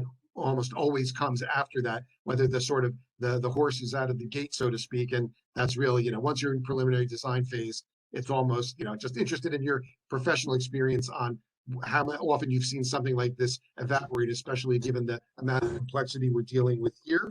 And then also, Mr. Goldberg, can you please wrap up? Sure, absolutely. I'd also be interested to learn if the county planning board has weighed in on this at all, or if they had any recommendations or any sites on this. I know initially the county planning board, I believe, and Mr. Vitz, you can correct me if I'm wrong, denied the left turn lane, a very small left turn. I think it's about 3 to 5 car lengths to access what was going to be a hotel, which is now 220 residential units. That left turn, I believe, was originally denied, and then the county came back and approved it. So I'd be interested if you could just elaborate the history of that left-hand turn into that project and how it ties in with the proposed ramp. And I'll come back later for a second bite at the apple. Thank you. All right, Chris, I will actually help you out on one question here. You The can first one, right? Yeah. Actually, the question relative to whether any county commissioners have joined us to listen in here tonight. Maybe I need a drink. County Commissioner Stephen Shaw is actually one of the attendees. He does serve as liaison to planning and preservation and public works. So he wanted to hear that. That's all I can help you with, Chris. Okay. You sure you don't want to take any of the others? No. All right. I'll try and go through them. I'm not going to be as fast as Lee as you're able to speak. So I apologize. I might be a little slower. The crash data, the 34 crashes, those are attributed directly to the weaving maneuver, and those are outlined in those 500 pages in that report. I don't have a specific page to give you, but it is in that report. The weaving of Route 24, Columbia. So your comment was that the weaving that exists today would be replaced by the weaving on Park Avenue. So there's a big difference to that. And the big difference is the right turn from Columbia Turnpike onto Park Avenue. Let me change that again. The maneuver from eastbound Columbia Turnpike to the right turn to southbound Park Avenue, I just want to make that clear, is going to be signalized. Currently, the big problem with the weaving on the off-ramp from Route 24 is that it is not signalized. It's just a yield. There's no way to signalize that ramp, because if we were to signalize, it would back right up onto Route 24. We did look at that at one of the earlier iterations. We looked at trying to tee out the ramp and some other issues, or some other alternatives, and it just doesn't work on the ramp. So the maneuver that we've maneuvered from Columbia Turnpike eastbound to Park Avenue southbound to get onto the new ramp to 24 would be under signalized conditions. So with that, the weave should not be an issue because that weave maneuver would occur when there's no other traffic in that area. So that should be addressed with the traffic signals. The unencumbered or the hotel. So my understanding is that that has been changed to residential housing that has a, and Dina, please correct me, but it's a component for low and moderate income housing. And I'm not sure what the exact name is, but there's a component in that.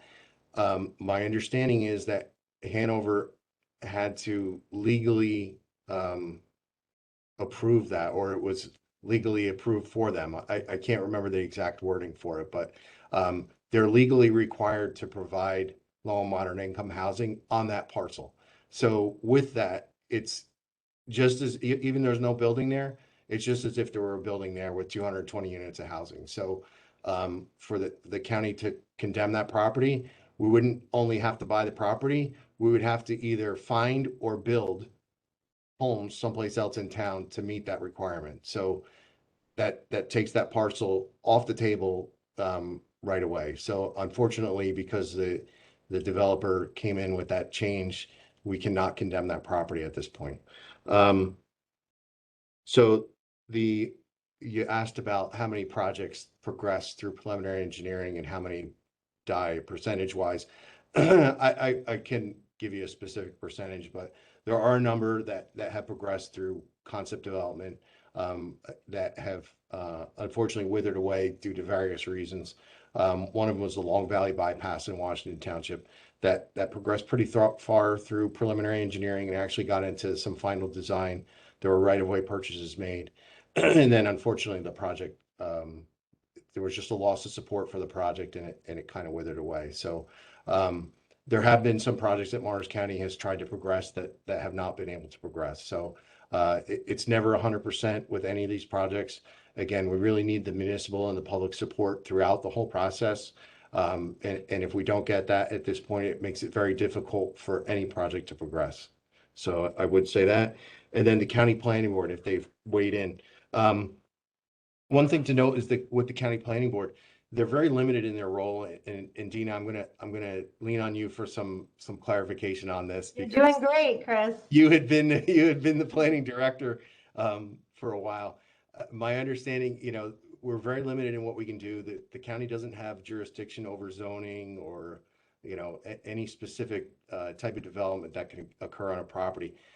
Morris County or any county in New Jersey really only is able to look at traffic and drainage at a parcel and how that interacts with the roadways.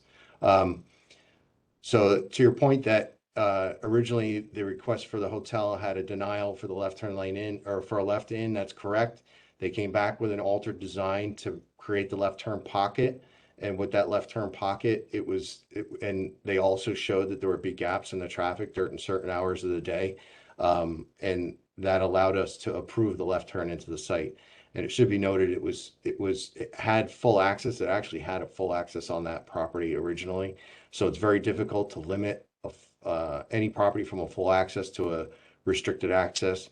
So in my opinion, prohibiting the left turns in at that lower driveway and only allowing them in at the northern driveway actually was an improvement to the site, an improvement to the location. So, I would like to just add one thing.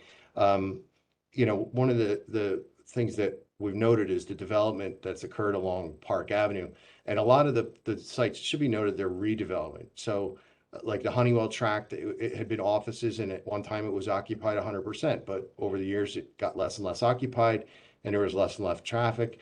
The Exxon site, I would say the same thing. When it was Exxon, there was probably 10,000 people working there a day, but over time it got less and less to the point where there was no one. And then the developers come in and they're able to take credit for the vehicles that were at those sites prior to redevelopment. So even though the Exxon site and the jets and all that stuff has been built there, it's actually a lower volume of traffic than was there with Exxon when that was in full operation. So, you know, it's tough for us because you're coming back to try and make improvements on these roadways. And I do think with that overall development at Rockefeller, we did get some good improvements on Park Avenue and Columbia Turnpike, but they really, because of the volume of traffic that site created before the redevelopment, when it was fully occupied, and the amount of traffic that's created afterwards is actually less.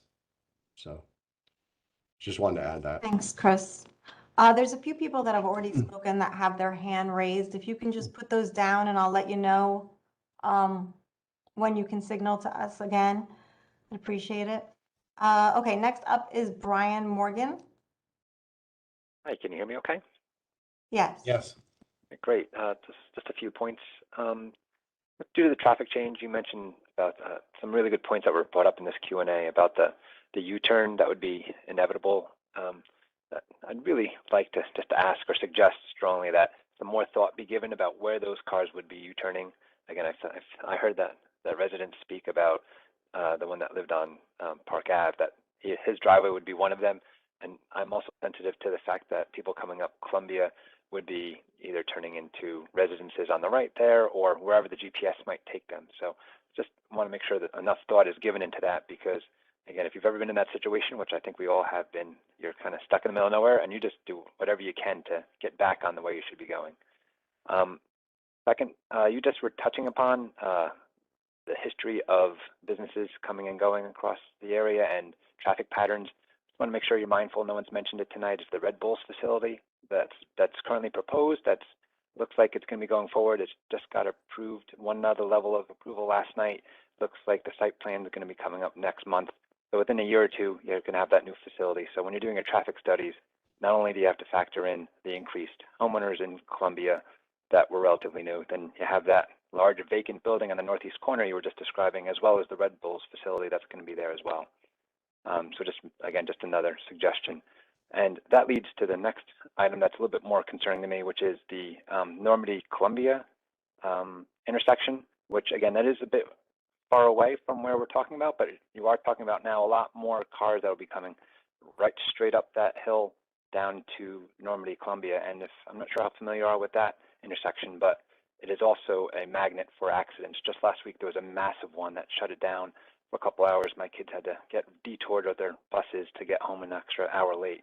So I just want to make sure we're very aware of that intersection, which is already a mess, is going to get worse with the Red Bulls facility and potentially worse with this additional, just a change in the traffic pattern. Just want to make sure that any type of traffic study keeps that in mind as well. And yeah, I'd also actually be curious to know how many accidents have been going on at that intersection. You know, you said if there's more than, I think, 3 or 5 a year, you said. I'd be surprised if that number's already hasn't been hit this year for that intersection. And then a final question. You kind of touched on some of it through some of the answers you've given. I was just wondering if you can just make an overall broad statement just about the overall environmental impact of this application. I'm not sure if I missed it, maybe if it was somewhere. I know you touched upon it, especially when talking about when people were asking for the campus road redirection. You talked about the wetlands that would be impacted there. And I know you said the wetlands impact here is less. And I know overall from an environmental impact, clearly there'll be less exhaust from cars that are just idling. But in terms of the negative, right, so there are some wetlands, there clearly are already some impervious coverage in terms of the existing parking lots. But what about the number of trees? And is there any plans of, again, replanting those, or what's actually the negative impact, or any other type of negative impact that would have to be offset? That's all. Thank you. Thank you.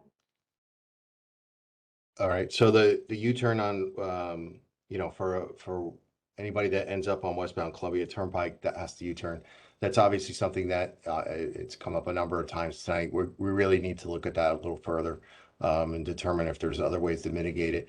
You know, I do understand the concern there, and it is quite a roundabout route if people have to go onto Normandy Parkway or elsewhere to come around and get back. So as you said, they'll find the first driveway they can and make a U-turn. So that's something that I am going to have to, or we will have to further vet in preliminary engineering. The Red Bulls facility. So you know, the use there had been offices, and there was a volume that was determined based upon the square footage of office space that was going to be there. Obviously, the Red Bulls would change it. It's a different time of day that they would operate than a normal office building. So again, that would be included in the preliminary engineering. We'd have to look at that. Any sites that are approved at the time and then proposed at that time also. So, unfortunately, even as is the Honeywell redevelopment envisioned office space in there, and now it's changing to possibly Red Bulls. So, I don't think there's a significant increase in the volume of traffic overall that the Red Bulls facility would create over office buildings that were approved. But the times of day would significantly change. So, again, that's all looked at in preliminary engineering and we have to look at what's on the table at the time. We just don't have a crystal ball to look 5 years down the road to see, if a use changes or if there's a potential use change. So, we'd have to go with the zoning that's approved at the time. The number of crashes at Normandy and Columbia. I am aware that there's still a crash issue at that intersection. I don't have the number offhand. I can find that out.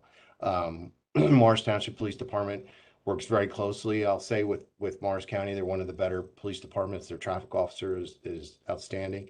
And they do contact us regularly when they see significant changes in the number of crashes at an intersection or specific needs for improvements throughout the township. So I'll have our traffic engineer reach out to the traffic officer and see if he can provide us with some of the crash data to see if there's a specific reason for crashes or if there's some other reason. And I will say, across the country and across Morris County too, obviously, there's been a significant number of increasing crashes compared to prior years. And the only thing that I'm able to attribute it to is distracted driving. And I hate to lean on that crutch, but I have an intersection in Boonton Township where we've done numerous things to try and make people aware of a stop street. And it's been a stop street for over 50 years and people blow right through the stop signs. So, and have crashes. We've increased the sign sizes. We put flashers up. We've done all kinds of other things. And we're just seeing increases in crashes throughout the county. It's concerning on my part because, we haven't changed anything like significantly. The volumes haven't changed. The roadways haven't changed. But still we're seeing an increase in crashes. And like, again, the only thing I can attribute it to is distracted driving. And it's really unfortunate. I don't have an engineering solution to that. So I will reach out to, I'll have our traffic engineer again, reach out to Morris Township to see what the crashes, to get the crash reports. Environmental impacts. So, again, this is the concept development phase. They just overall looked at wetlands impacts and other impacts, but those have to be much further vetted in preliminary engineering. That also includes permitting at the New Jersey Department of Environmental Protection. There's several permits that we would have to get for stormwater and impacts the wetlands if it's over a certain square footage. I think it'll be on the low side. I don't think we're impacting more than a couple 100 square feet of wetlands, which is very good. But in a project of this size, I should say, it's not good that we're impacting wetlands, but in a project this size, it's good that it's very small in nature. So, but we do have to mitigate any wetlands impacts and then also stormwater impacts. As far as the number of trees, I don't have a number offhand. Again, that would be determined during the preliminary engineering phase. And we would look to plant trees in other places throughout the project area. Thanks, Chris. You're welcome. Next up is Betty. Yes, Betty Barrett. Hello? Yes, I can hear you. Can you hear me? Yes. Good. My name is Betty Barrett. I live on Loman Road, which is off of Columbia Turnpike, across from Honeywell. And my concern is getting onto Route 24 going east. Right now, you just go down Columbia and it's very easy. Are you saying that you have to make a right-hand turn onto Park Avenue to get to the 24 East ramp? Because that would put more cars now going onto Park Avenue, which we're trying to eliminate. My second question, yeah. Sorry, go ahead. Okay. My second question is shopping in the Florham Park and coming home on Columbia Turnpike. There's going to be a barrier there, I understand. Will I be able to make a left-hand turn onto Park Avenue? That wasn't quite clear to me. It sounded like there was no left-hand turns to get onto Park Avenue to go into the Delaware development. And then the third thing is when this 24 was proposed way back when, I know you don't like to go back, but could you possibly revisit? There was an exit right onto from 24 onto the Exxon property. And I wonder if that could be revisited again, because that would certainly eliminate all the traffic that is going onto the intersection. Thank you. Thank you for your questions. Okay, so if you're on Columbia Turnpike west of the intersection and you want to go to Route 24 eastbound, you will go, as you said, you'd end up going Columbia Turnpike eastbound, have to make a right turn onto Park Avenue, and then make a left turn onto the new ramps to Route 24. So it would be an additional, 2 additional turns, let's say, over what you're doing today. So there would be a change to that. Florham Park, if you're shopping over in Florham Park and you're coming westbound on Columbia Turnpike, it'll be just as it is today. You can continue straight through, or you can make a left turn, and you can also make a right turn onto Park Avenue. So there would be no change to anybody that's coming from Florham Park going westbound past Park Avenue. The only thing the island does is diverts eliminates the possibility of anybody coming off the Route 24 ramp from crossing over a number of lanes to the left turn. So that's the only change at that location. So if you're, again, coming from Florham Park, going westbound, and you want to go to Delaware Avenue, there's no change. You'd still be able to make that left turn. And then finally, revisiting the ramp to and from the Exxon property.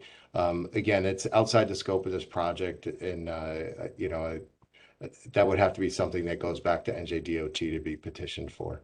So it's definitely not something that we would consider at this time. Okay, the next person up is Andrew Feldman. Hey, can you hear me? Yes. I just had a couple general questions. Usually when we see, traffic issues, I know traffic's a big common issue that people bring up. And we always look at expanding roads or adding lanes, or changing the configuration. And while this might work initially, if people continue to move into the area, or we have, more great businesses coming in, which everyone also wants, this just attracts people, and traffic continues to grow over time. If we build it, they will come. So what happens the next time traffic increases, or are we just pushing traffic now to another area where now we need to do something to those roads? If traffic's caused really by the number of cars on the road, that's really the root of the problem. That's kind of what we need to fix rather than just rerouting it. Has the state or county considered investing the type of money that this project costs into other forms of transportation, say like increasing the amount of buses or bus routes to those businesses, making sure people know that these options exist and encouraging them to use them, adding bike lanes, pedestrian lanes, and other alternate forms of transportation. Are there any non-car infrastructure as part of this plan, or even a larger county plan, to help reduce traffic and the number of cars on the road? And how does this tie into the New Jersey Complete Streets policy? And finally, you brought something up that reminded me of something else, but how during the pandemic, the US traffic fatalities have actually increased. And this is a mostly American phenomenon. We have like 2 to 3 times the amount of traffic fatalities as most European countries. And I think, in my opinion, what we saw during the pandemic is less cars on the road caused, well, basically traffic forces people to pay attention and to drive slower. So when the traffic disappeared, we have these long straight roads with nice wide lanes, and kind of encourages people to drive fast. So I definitely like the idea of incorporating traffic calming and doing things like narrowing lanes and really making sure we design our roadways to make cars drive, you know, in a safe way, the way we want, rather than just putting up a speed limit sign and, you know, hoping they do it. We often try to, you know, maximize the amount of cars flowing through our roads. We're trying to shave seconds off our commute time. But I just want to make sure we're also focusing on the safety of the drivers, but also the pedestrians in the area, even if it costs drivers another 30 seconds to their commute time. That's all I got. Thanks.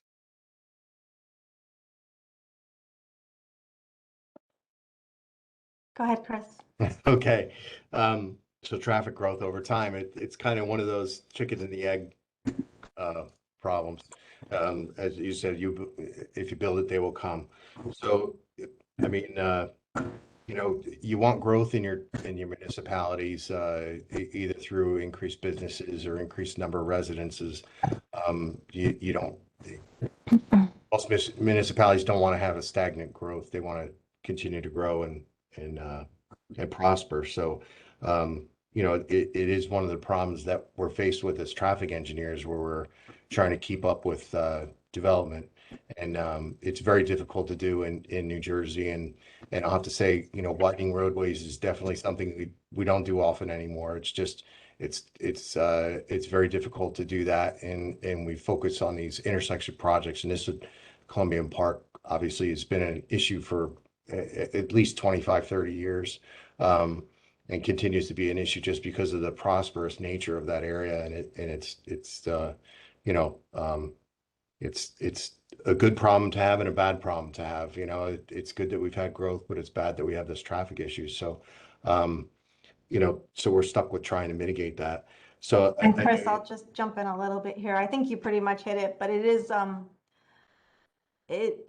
a little bit of a struggle from the county's end, because obviously we're not controlling the development. We're a home rule state, and we try to work as cooperatively as we can with the municipalities to put things where they should be. And also, I love that you brought up buses and bus routes, because that's earlier in my career here, worked a lot with NJ Transit, and it was such a difficult county to really have successful bus routes. Obviously, there's exceptions to that when we have a real hub density. What I've seen work more is shuttles from large companies to nearby train stations. There's been some successes there, but honestly, over time, we've actually lost bus routes, particularly ones in rural areas, just because the ridership was so incredibly low. So I just wanted to add that in, Chris. Yeah, that's not a problem, Dina. And I would say that some of the developments in that area do have shuttle buses to the common train station. So they do try and push that as much as possible. But I will say it's become more difficult to push for carpools and busing and stuff as people's work hours have changed. I know that Realogy had a pretty significant and lenient start time to your work hours. So I mean, anywhere between like 7 a.m. and 10 a.m. you could come in, and those people would go home you know, after 8 hours. So they were trying to stretch out the start time so that it would eliminate the number of people in the peak hours. And I'm sure BASF probably does something similar, and some of the other employers in that area. And the other side of it is too, you have the residents that live in those locations, and they're flowing almost the opposite of what the office traffic is flowing. So, you know, you kind of get those backups in both directions now, because you have it's not a flow in the morning and a flow in the afternoon. It's pretty it's getting more and more balanced. But We do have to look at sidewalks. We do have to look at pedestrian facilities as part of the preliminary engineering. Every traffic signal that's designed or built in the state of New Jersey at this point in time has to have pedestrian accommodations. So that includes push buttons, walk signals, landing areas for sidewalk. I would say it's a little difficult on Park Avenue. I know there's spots where there are sidewalks and there are spots where there are not sidewalks. So, we would work with the municipalities to determine the best locations for sidewalks in that area. Obviously, the redeveloped Honeywell tract, it may be wise to put sidewalk along the frontage of that. It gets people over to a bus stop that exists. I think there's one in front of the hotel, the existing hotel on Columbia Turnpike. So it may be wise to put sidewalk in that location. But as far as bike lanes, I'm not against bike lanes, but when we get to an intersection of this size and this complexity, I really can't be an advocate for bike lanes in this area. I know there might be an idea of a shared use path that's outside of the specific roadway, but that gets very costly to do that because you need much more square footage to put that kind of a facility in. So I don't think that any accommodation for bicycles would be possible in this project. So bless you, Dina. I would just say, in the complete streets policy, we are required to follow that complete streets policy as part of any project with NJDOT or federal funding. So that will be included in the preliminary engineering phase. And as to the increase in fatalities, you're exactly right. With less cars on the road, people could go faster, and again, they're distracted or whatever they were doing. And unfortunately, fatalities have gone up. We haven't seen that jump in Morris County, but we have seen an increase in crashes. So again, it's something we're continuing to monitor, and it may be helpful when traffic does come back. Maybe it will slow people down, and we'll end up with less crashes. But I just don't know at this point.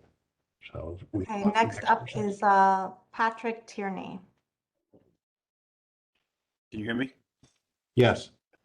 So a couple of things, I wanted to just comment on some of the things I heard from the gentleman who lives on Park Avenue and Betty Barrett over here on Loman Road. I am on Winmore Drive, and we already get a lot of turnarounds from people who can't make that.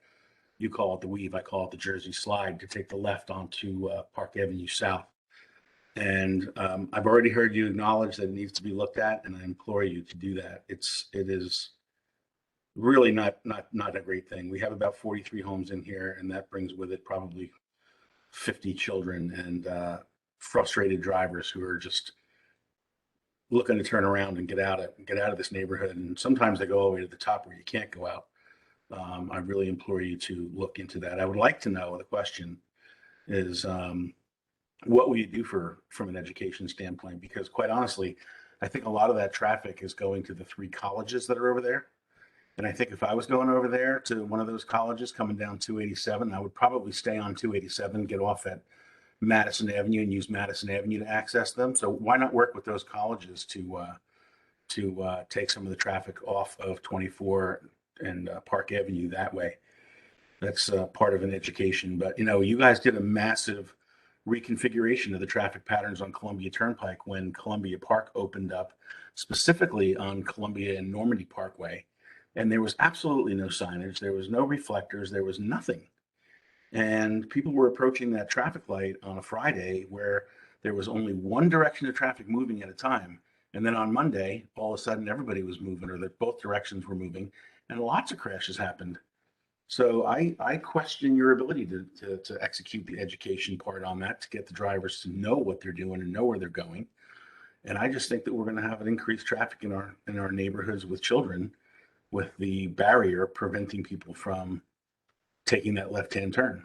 I mean, I think it's a good idea in some ways, but man, we're already struggling. So I think that's my question. Okay, thank you. Okay, again, I would say we would have to look at the U-turns in the preliminary engineering. I understand the concern that you have. I'm not sure exactly where Winmore is, but I'll take a look and see where that is relative to the intersection. So education, I apologize that there may not have been any education for Columbia and Normandy. I do know we had had some signage out there, some variable message signs. If it wasn't enough, I apologize. But with this Columbian Park interchange change, we would have to have variable message signs out on Route 24. We'd have to have them on Columbia Turnpike. As far as working with the colleges, we can do that. I don't think it's just the traffic related to the colleges, but one thing I would say, obviously, with colleges, you get a whole new crop of students every year. They're not familiar with the area. They may not be used to commuting. It's definitely a problem, and it's something that would reoccur every year. So we can definitely work with the colleges, at that point in time when this comes up as a project that's nearing completion to do the education.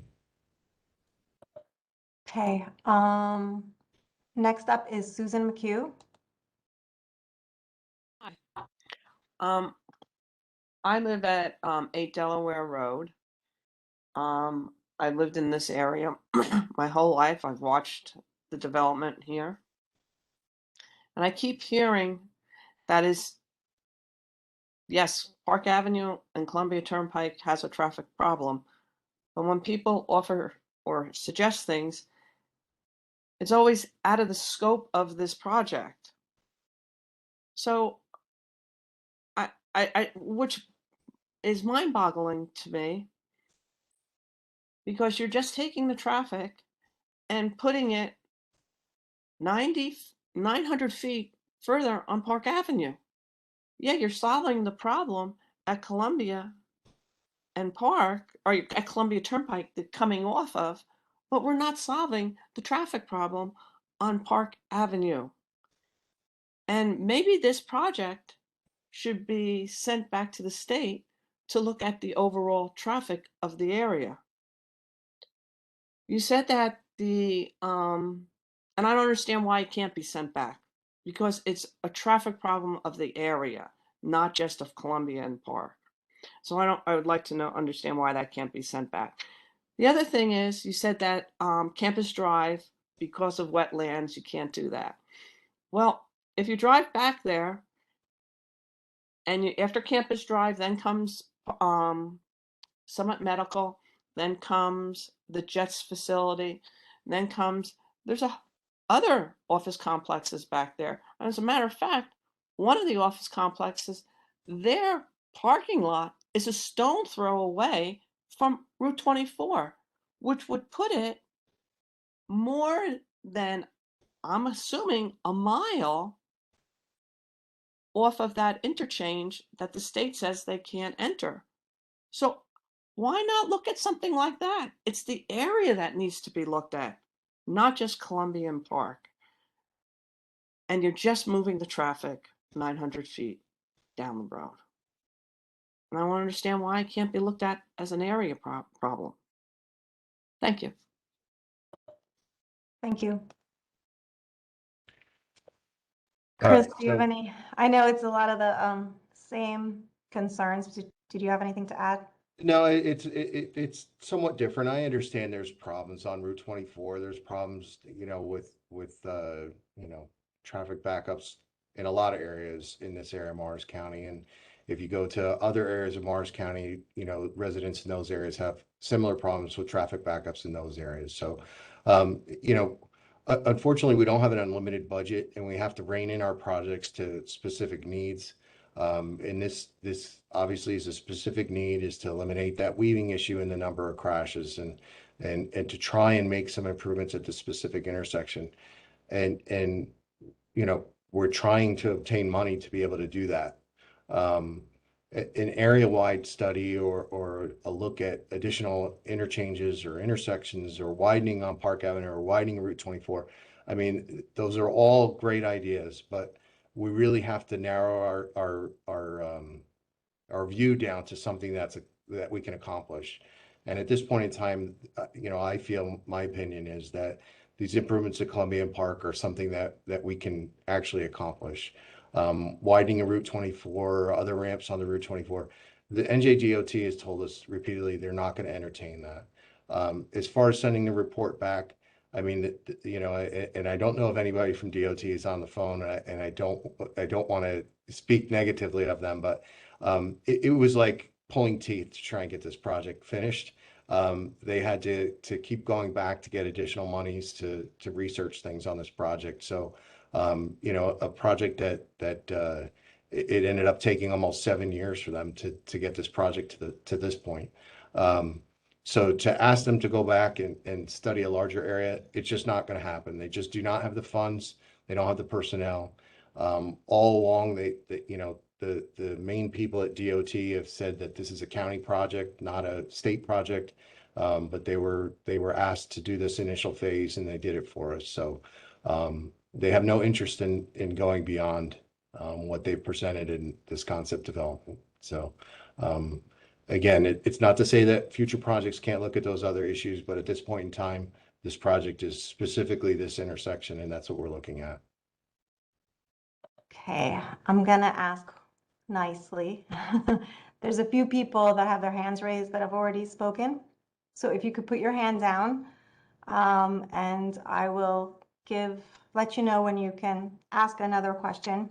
And I would also ask that we've been at this for about 2 hours and 20 minutes, and Chris and I are happy to do it, but I'm starting to sneeze and he's starting to clear his throat. So if we could try to be brief on the second time around, that would be appreciated for anyone that has any follow-up comments or questions. But we do have one more first-time person, and that is Dean Verga. Can you hear me? Yes.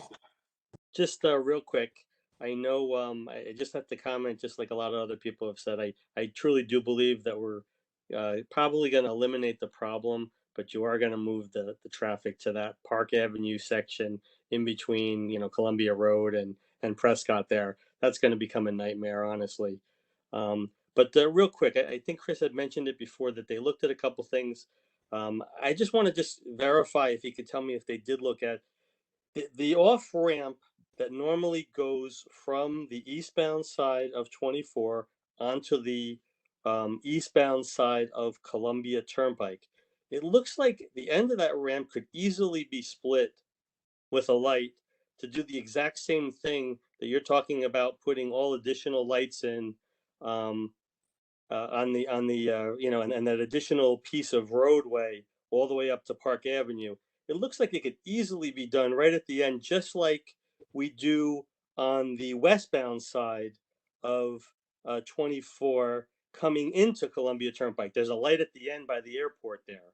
It just seems so simple that if you're trying to eliminate the sideswipe issue, that would be an easy fix right there. And you can even, if you had to eliminate the eastbound ramp, you could even do that based on maybe the traffic volume. But even if you didn't, if you put the barrier in like you're saying, you could easily put that split right there and do the exact same thing without this other roadway and all this other stuff that's a lot of people are saying is going to cost millions and millions of dollars. So I'm just wondering if they looked at that, Chris. If they didn't, could they go back and just take a look at it? That would just seem like a simple solution that would be cost effective. Thank you. Mr. Verga, I do think that was looked at as one of the smart solution alternatives. So those are listed in the report. I'd have to go back and look to confirm. But one of the concerns that I can see right out of the gate is if you bring that ramp down, and it's a really good idea. I don't want you to think that it's not a good idea. The problem is the backup that the light would cause.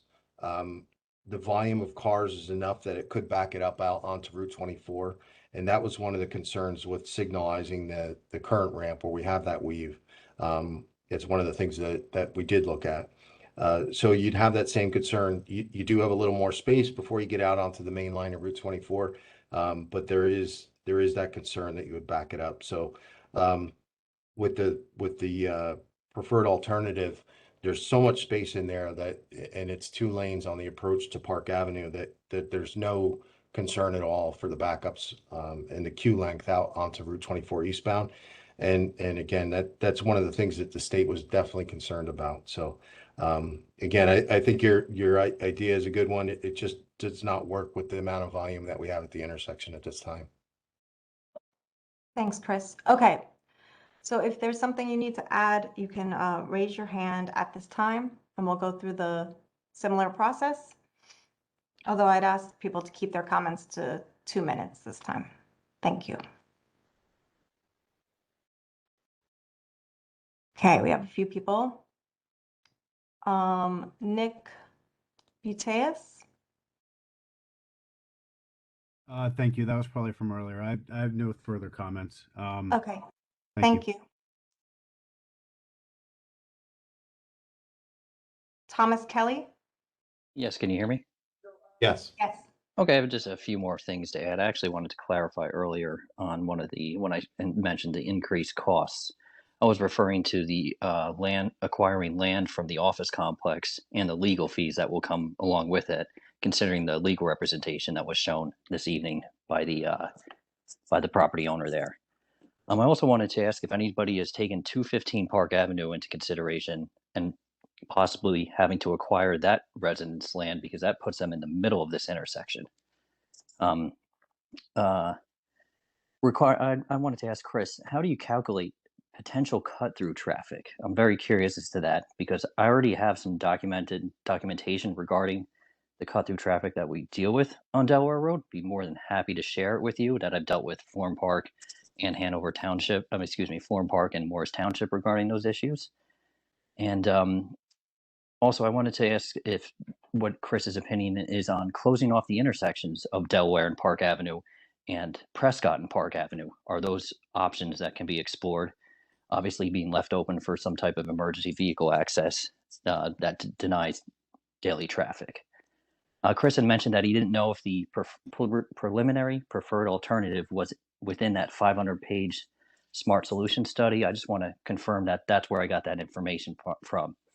It was pretty much the preliminary preferred option was in the study. The only thing the alternative did was move it 100 feet to the south. And I wanted to also mention that I find these traffic accidents numbers disturbing and kind of questionable because I Oprah requested these incidents from Hanover Township and the numbers just don't match up. So I'm wondering if they can kind of divulge a little more on the information used to get to these numbers. And lastly, I wanted to ask Chris if he could shed any information regarding wetlands purchasing, because there's another project that's happening in Harding Township where it was approved that right in the area of 287 and Mount Kimball, that they approved some housing units on the Great Swamp watershed. If he can offer his opinion on that, since they're being built on wetlands, if he can offer any information on that, because they're allowed to purchase wetlands, why can't we? That's my those are my comments. Thank you. Okay, so about the let me go through them. So acquiring land from the office, about the increased costs, as Mr. Delpel had mentioned. I don't have those costs yet. You know, we have to get started with preliminary engineering to determine exactly how much property we would need. As I said earlier, I'm going to vet the concept a little bit further and try and determine how many spots we may need to take from that site. But preliminary engineering would be much more defined and look to see if we could replace parking spaces elsewhere on the site. So I do understand that it could be more costly, but I just don't have those costs at this point. And there's a lot of data goes into those appraisals, and I know Mr. Delpel is very educated on those. So you know, we would have to work through it with our legal team, and then obviously with him and the building owner. 215 Park Avenue, that house, that's the very ornate house that's between the old Honeywell tract and Delaware, I guess.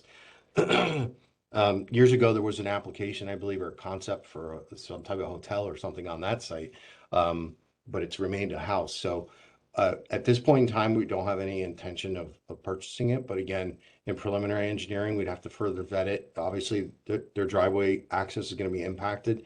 Again, they might be able to make rights in and rights out, but I just don't know at this point. It would have to be further vetted, and perhaps there's a way to make an access somewhere else, either to Delaware or over to Prescott, and that would eliminate that access point. But we'd have to further vet that in preliminary engineering. Calculating the cut-through traffic. If you can send me that data, that'd be great. What I can do is we'll have our contact information, Dina. I guess I can put that in the chat, I or can do that. okay. So my contact information will be put in the chat, and you can actually just email me any questions, and that's true of anybody on the call.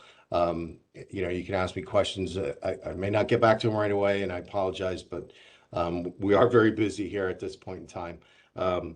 But if you could send me that information, I'd be very interested in seeing it, and it would help us in the preliminary engineering phase if we get to that point. So, closing Delaware and Prescott, I know that's come up in the past.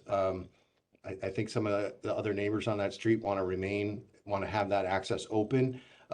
So, you know, I don't want to get in the middle or you know, of keeping it open or keeping it closed. What I'd ask for is a consensus among the neighbors in that location. And if it's to close it, then we would work to close it. If it's to leave it open, then we leave it open, and we'll have to come up with solutions to the traffic, the cut through traffic. So I don't want to be the person that makes the decision to leave it, you know, to close it off, because I think some of your neighbors may want to have that access remain. And the same for Prescott. The number of crashes, I believe that intersection's a bit tough because there's multiple townships. So you have Florham Park, Hanover Township, and Morris Township that all respond to crashes at that location. So Hanover Township should have the bulk of the crashes for that specific side.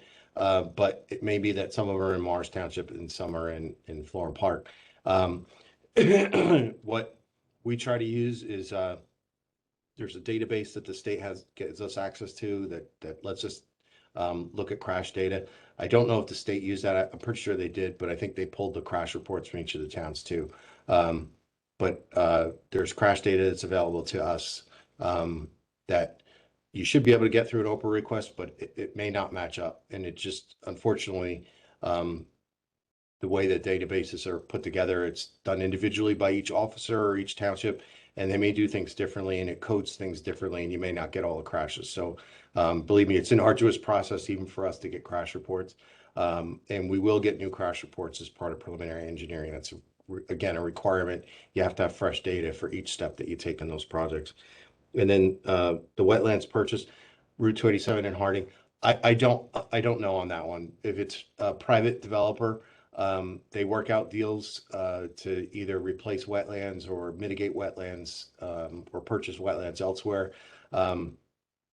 Some of those rules apply to private developers and other ones apply to government agencies. So I know the rules that I have to follow, and typically it's a replace 2 and 1, 2 acres for every one. Sometimes it's 3 and 1, and there's some other things that we have to do for wetlands. On a most recent project, we had to purchase about an acre of wetlands in a wetlands bank up in Fairfield, New Jersey, for a project we had in Pequannock. So, you know, we have done that before. We've done it for bridges too, where we've had to purchase wetlands elsewhere, but we try and mitigate wetlands directly on site instead of buying wetlands elsewhere. So, again, I can't answer specifically to the Harding project. And I think that answers all the questions. Okay, next up for the second time is Betty. I believe it was Barrett. Yes, that's correct. Thank you. You mentioned that the problem solving, one of the main problems was solving the weaving problem. And I was just wondering, this seems to be a very expensive project just to eliminate weaving, which brings me back to the fact that if there were other exits, it would eliminate a lot of this, which I know you said you can't do.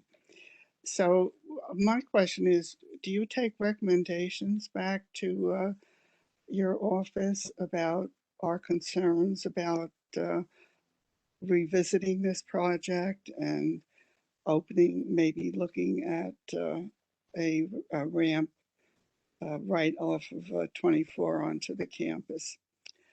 And the second question is, I would like to know if there are any officials from Florham Park, Madison, Chatham, or Morris Township who have signed up and listened to this program. Thank you. Okay, I'll jump in on that. Thank you, Betty. So all the attendees, unless they speak, are, I'm not going to reveal who's on here. I only revealed Commissioner Shaw because he let me know that I should. So I can't reveal that part. But I will defer to Chris for the other question. Sure, about taking recommendations back to DOT. So as part of the closeout for this project, any questions that are asked, including in this forum, they get included in the overall responses and are attached to the project. So NJDOT is definitely aware of this public meeting, and they have asked me to report back to my contact at NJDOT some of the issues. So I'll definitely get back to them and talk to them about the questions about adding ramps to and from Route 24 onto other areas, campus and other spots. But again, it would be outside this project. They've told me that a number of times. So that would have to be looked at by them as a separate project. Okay, this is going to be our last comment. This is from Lee Goldberg. Hi, thank you for a second opportunity. Lee Goldberg, 10 Arrowhead Road. Chris, just to go back to your comment earlier on Hanover and their affordable housing obligation on that site. Hanover did not have to locate it on that location. They certainly have other parcels and properties within their town to locate this 220 unit development with an affordable set aside. I think it says more about their town where they are, the thought of 220 families living right next to a major state highway off-ramp bordered by a hotel and the congestion on Park Avenue. I mean, I wouldn't really I can't imagine if any of us had a family member that said they were moving into that location, we'd actually be happy for them. That's just my opinion on that. So also I sat through the approvals on both when it was a hotel and for the additional residential units, and the developer was warned that the state could come in and take this as eminent domain or right of way, and that was a risk that he put on the record that he was willing to take. Second of 4 points I want to raise also, if you could also elaborate, Chris, on your concern expressed with the utilities. I don't know, that North Texas Northeast pipeline runs right between where this sort of ramp is proposed for. So interested in learning what your concerns are. Were they from a safety perspective, a cost perspective, or both?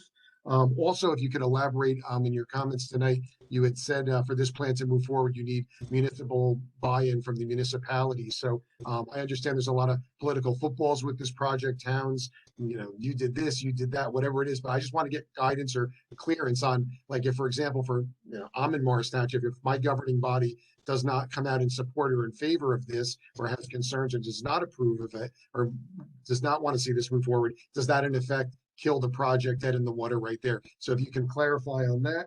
And then also, while it's fresh on everyone's minds here, I would also like to, while this topic is at hand, encourage everyone on this call, no matter what municipality you're with, to have concerns on this project. There is a full Morris Township committee meeting scheduled for tomorrow night. It's their monthly meeting. There's an opportunity for public commentary in that meeting. So I will be attending and expressing my concerns. I would urge anyone who has something to say on this project, whether for, against it, or concerned about it, to attend the online Zoom meeting at the Morris Township Committee meeting level tomorrow night and let your elected officials know your thoughts and concerns on this. And then lastly, Chris, I will ask you for a commitment if rather than just sharing the report or what happened here and transpired here tonight. I understand the DOT is obviously very busy, has a lot going on.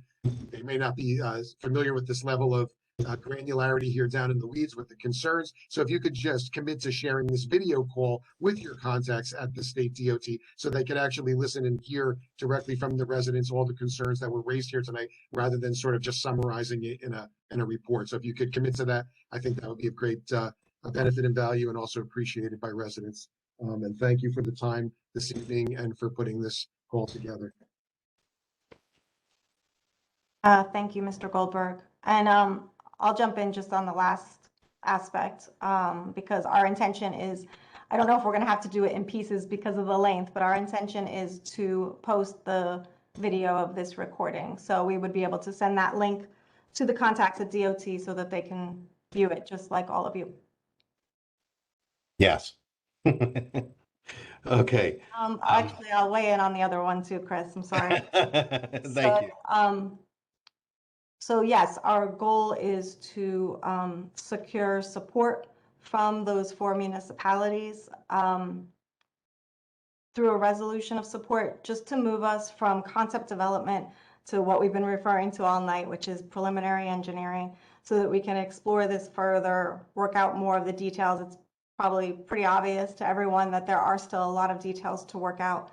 So that is what we would be seeking from the 4 municipalities. All right, I'll hand it over to you, Chris.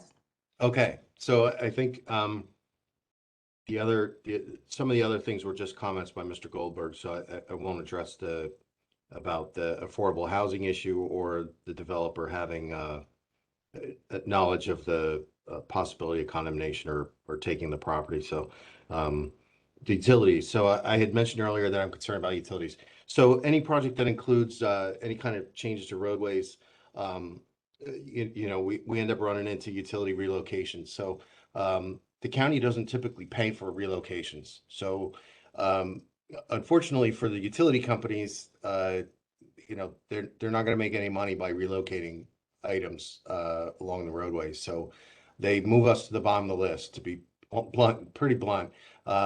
So any utility design, redesign, or utility relocations, it takes a very long time to get those through with the utility companies. So that's what I meant by it's going to be an arduous process, because we're always pushed to the bottom of the list. There are the high pressure gas mains that go through that area.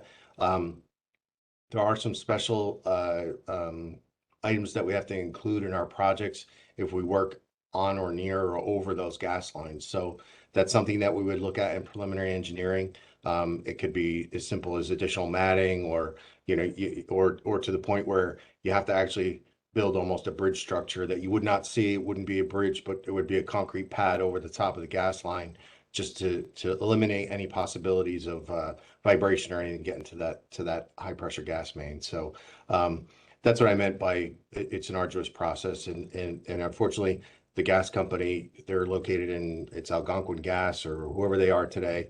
The contacts there always change, and it's very difficult to get in touch with those people. So it's going to be a long process. That's all I'll say with the utility relocation. So and it's very involved because of the size of this project. So that's all I had, Dina. Okay. I just want to thank everyone for the great comments and questions. I think it was a very respectful exchange, which Chris and I always greatly appreciate. And thank you all for taking the time this evening. Like we said, it's our intention to post the video of this meeting. And I think that's all we have, unless, do you have anything else, Chris? No, I just want to thank everybody for attending. I think it was a good turnout. I mean, believe me, I don't mind the time. I don't mind answering the questions if it puts people at ease or gives people more information. I very much I'm thankful for that. So, and if you have any questions beyond the meeting tonight, you can email me. Dina did put my email address in the chat. Okay, thank you. Everyone have a good night.